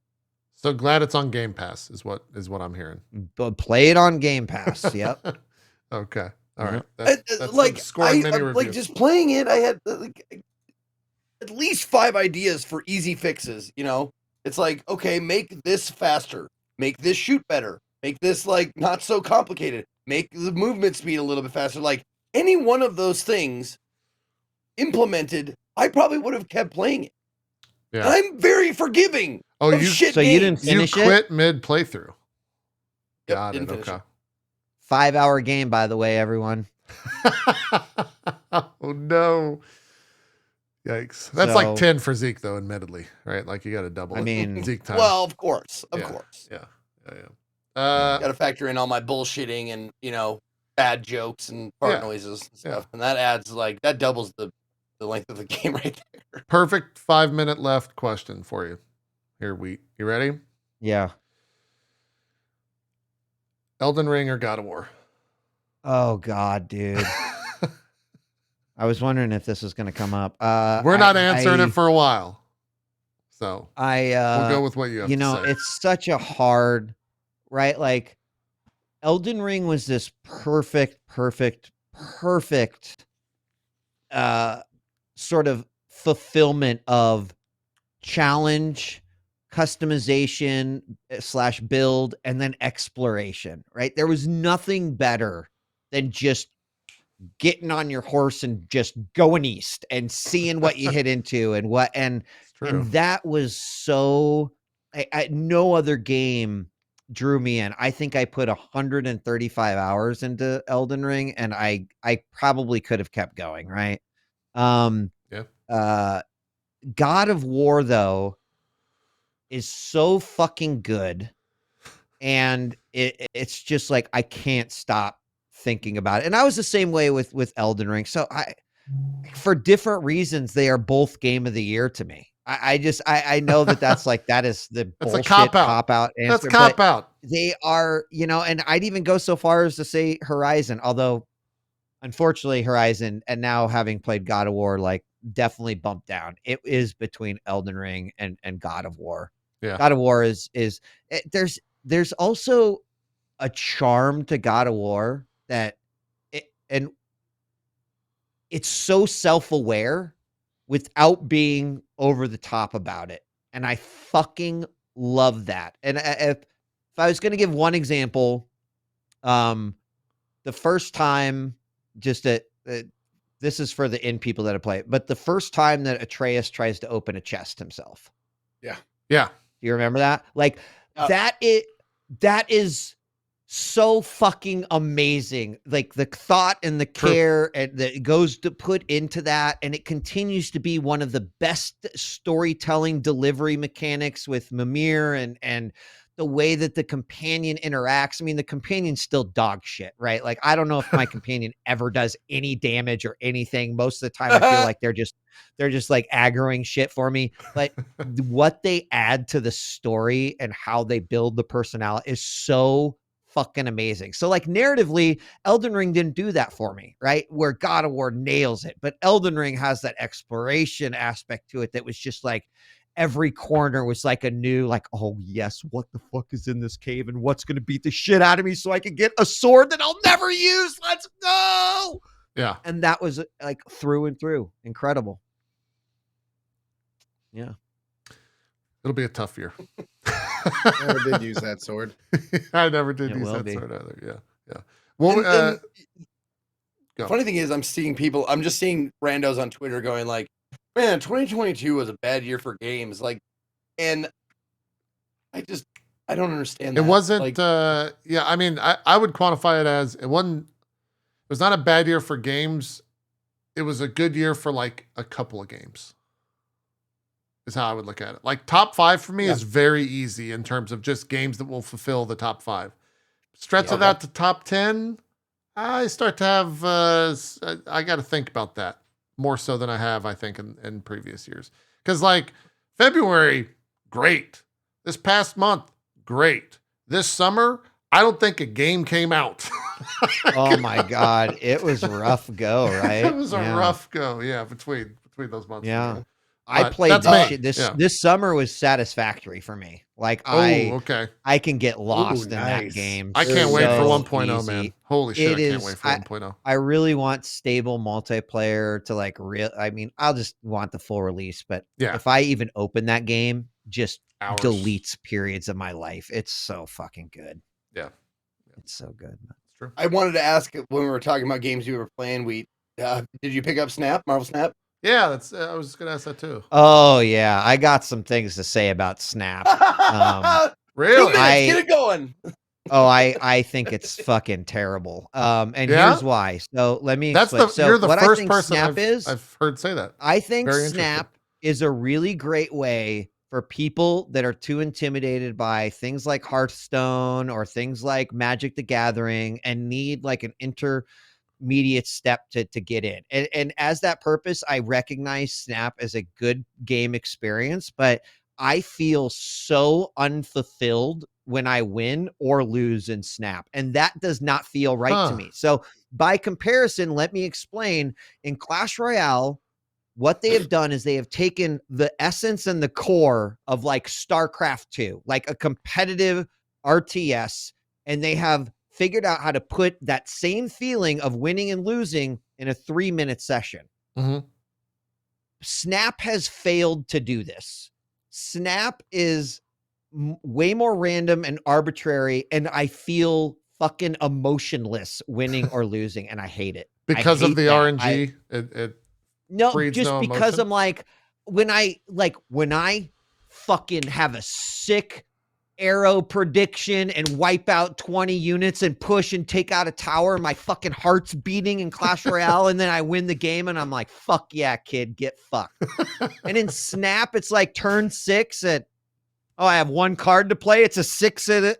I'm going to play it. Let's see what happens. And there's been times like I won a round in Snap and I'm like, I don't know how I even won. Like it looks like we're tied, but it's sitting on the winner. Okay, great. So it just seems like they tried to take the same thing where it's like, can we make this perfect 3-minute, card game that gives you the same feeling as winning in Magic? The answer is no. They did not do that. Yeah. I also think the progression is really garbage too. The what is? The thing I really like about your review of it is it's honest to the point of being the exact same thing that someone who loves the game would say.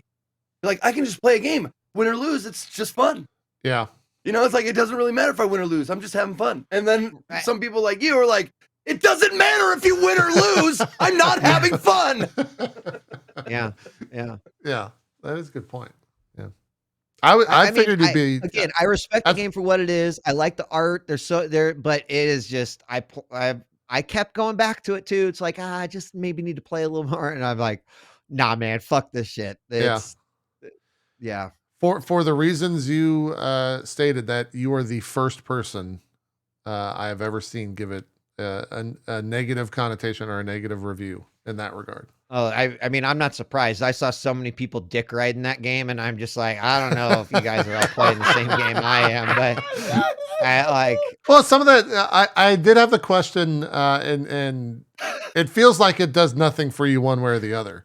But for me, it does a positive thing. Someone in chat asked when I was doing sponsors playing it, like, would you enjoy this game as much if it had nothing to do with Marvel? And my answer was like, probably not. No. Like Marvel is what grabs me and what I'm interested in. And so that I think 100%. Is probably where you're at, is Marvel does nothing for you.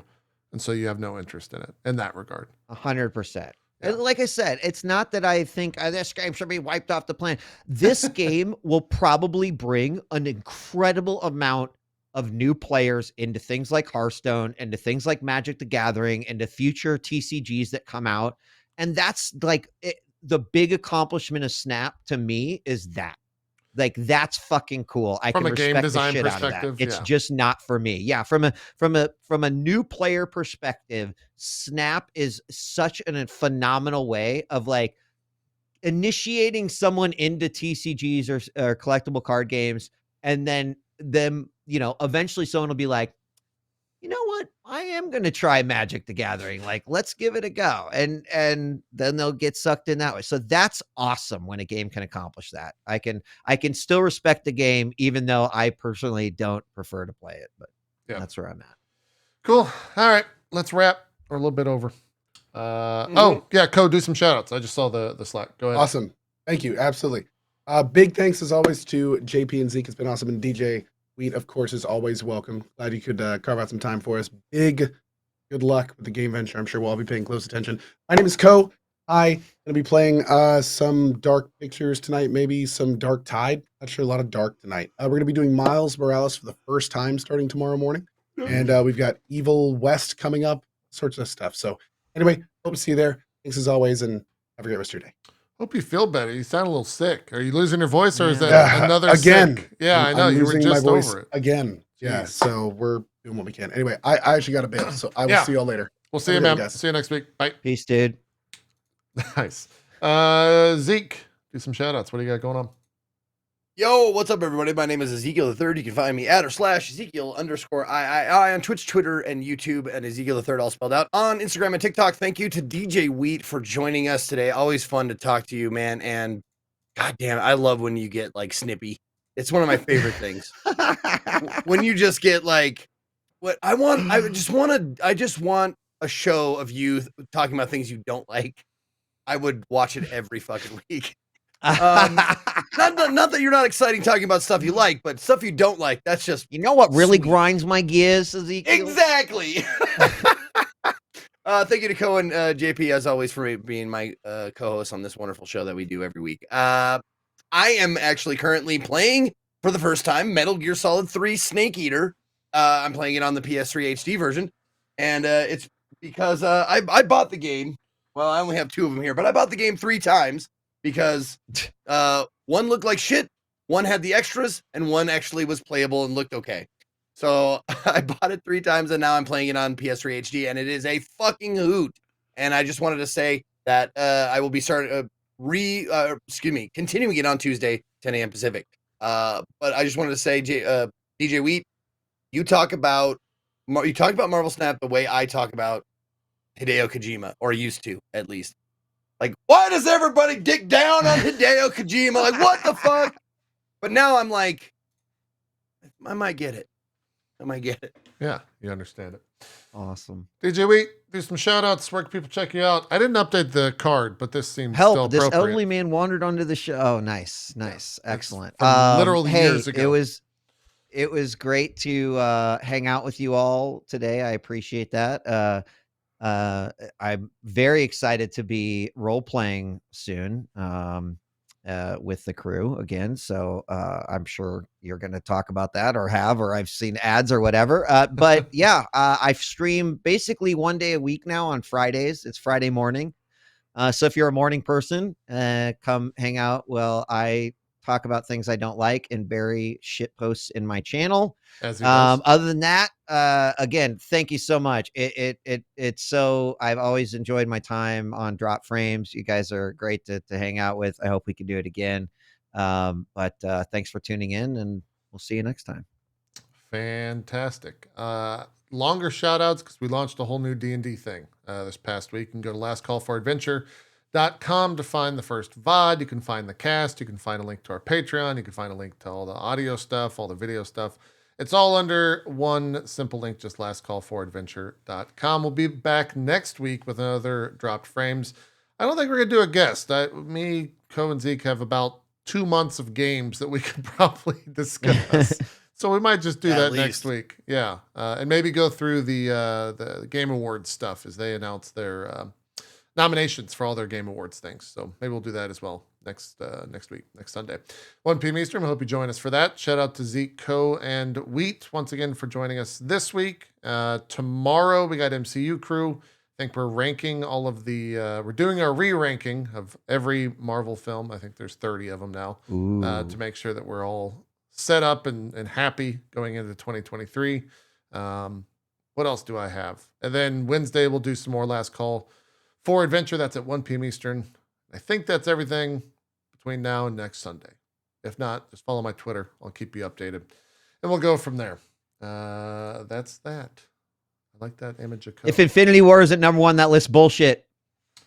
Well, we'll see. I mean, currently right now, what is number? I got to think of this. Can I'm just going to do, like, this has been added to my mind forever.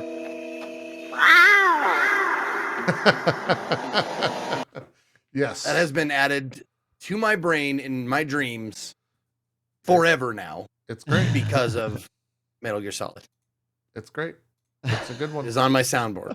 It's a fantastic moment. Nice. Wow, I'm already seeing issues with this List? This list, yeah. You know what our number 1 is, Wheat? What? Well, our number 3 is Endgame. So you're already upset with the list. Infinity War is 2.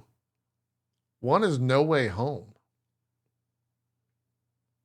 I mean, No Way Home was pretty good, but Infinity War is all the things. It is. Who decides that list? Is it just you guys on the show, or is it audience perfection? Or what? The people on the show. We have the audience list. Audience list is Infinity War is number 1, Endgame is number 2, and No Way Home is number 3.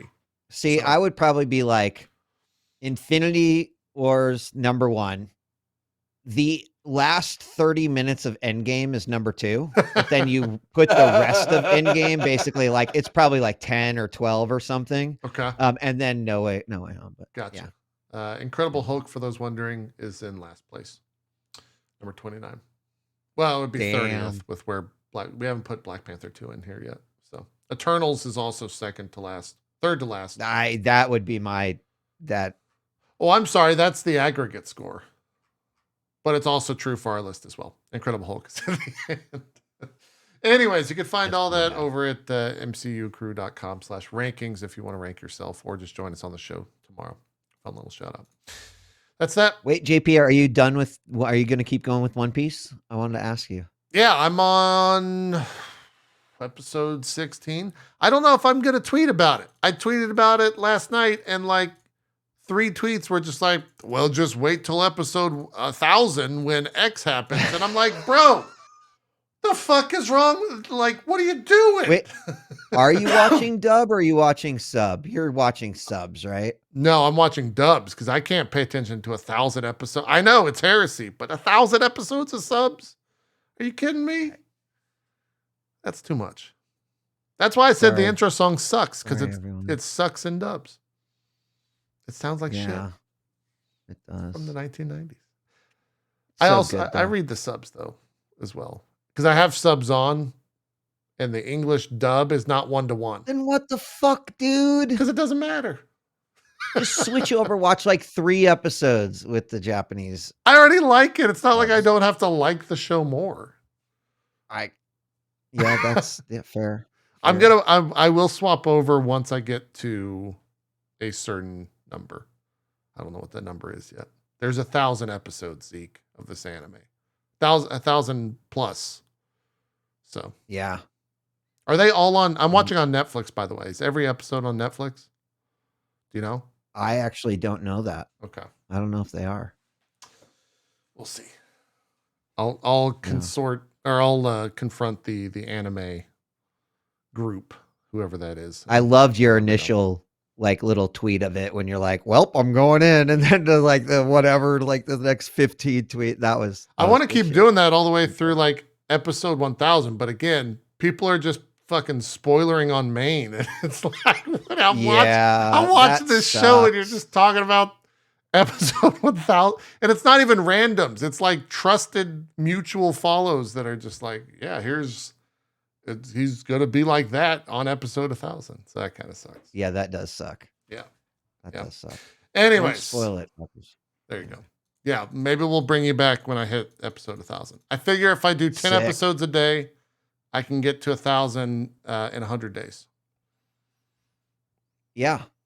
We'll see if I stick with that. That's a lot. That's like 2 to 3 hours. Good luck. It's like 2 to 3 hours of One Piece every fucking day. So we'll see. Anyways, that's it for Drop Frames. Thanks everyone for watching. We got Zeke to talk about anime, even though he wasn't really speaking, but he was here for the conversation, and that's what matters. I was just thinking like, okay, that's another minute I'm not playing God of War. That's 2 minutes I'm not playing God of War.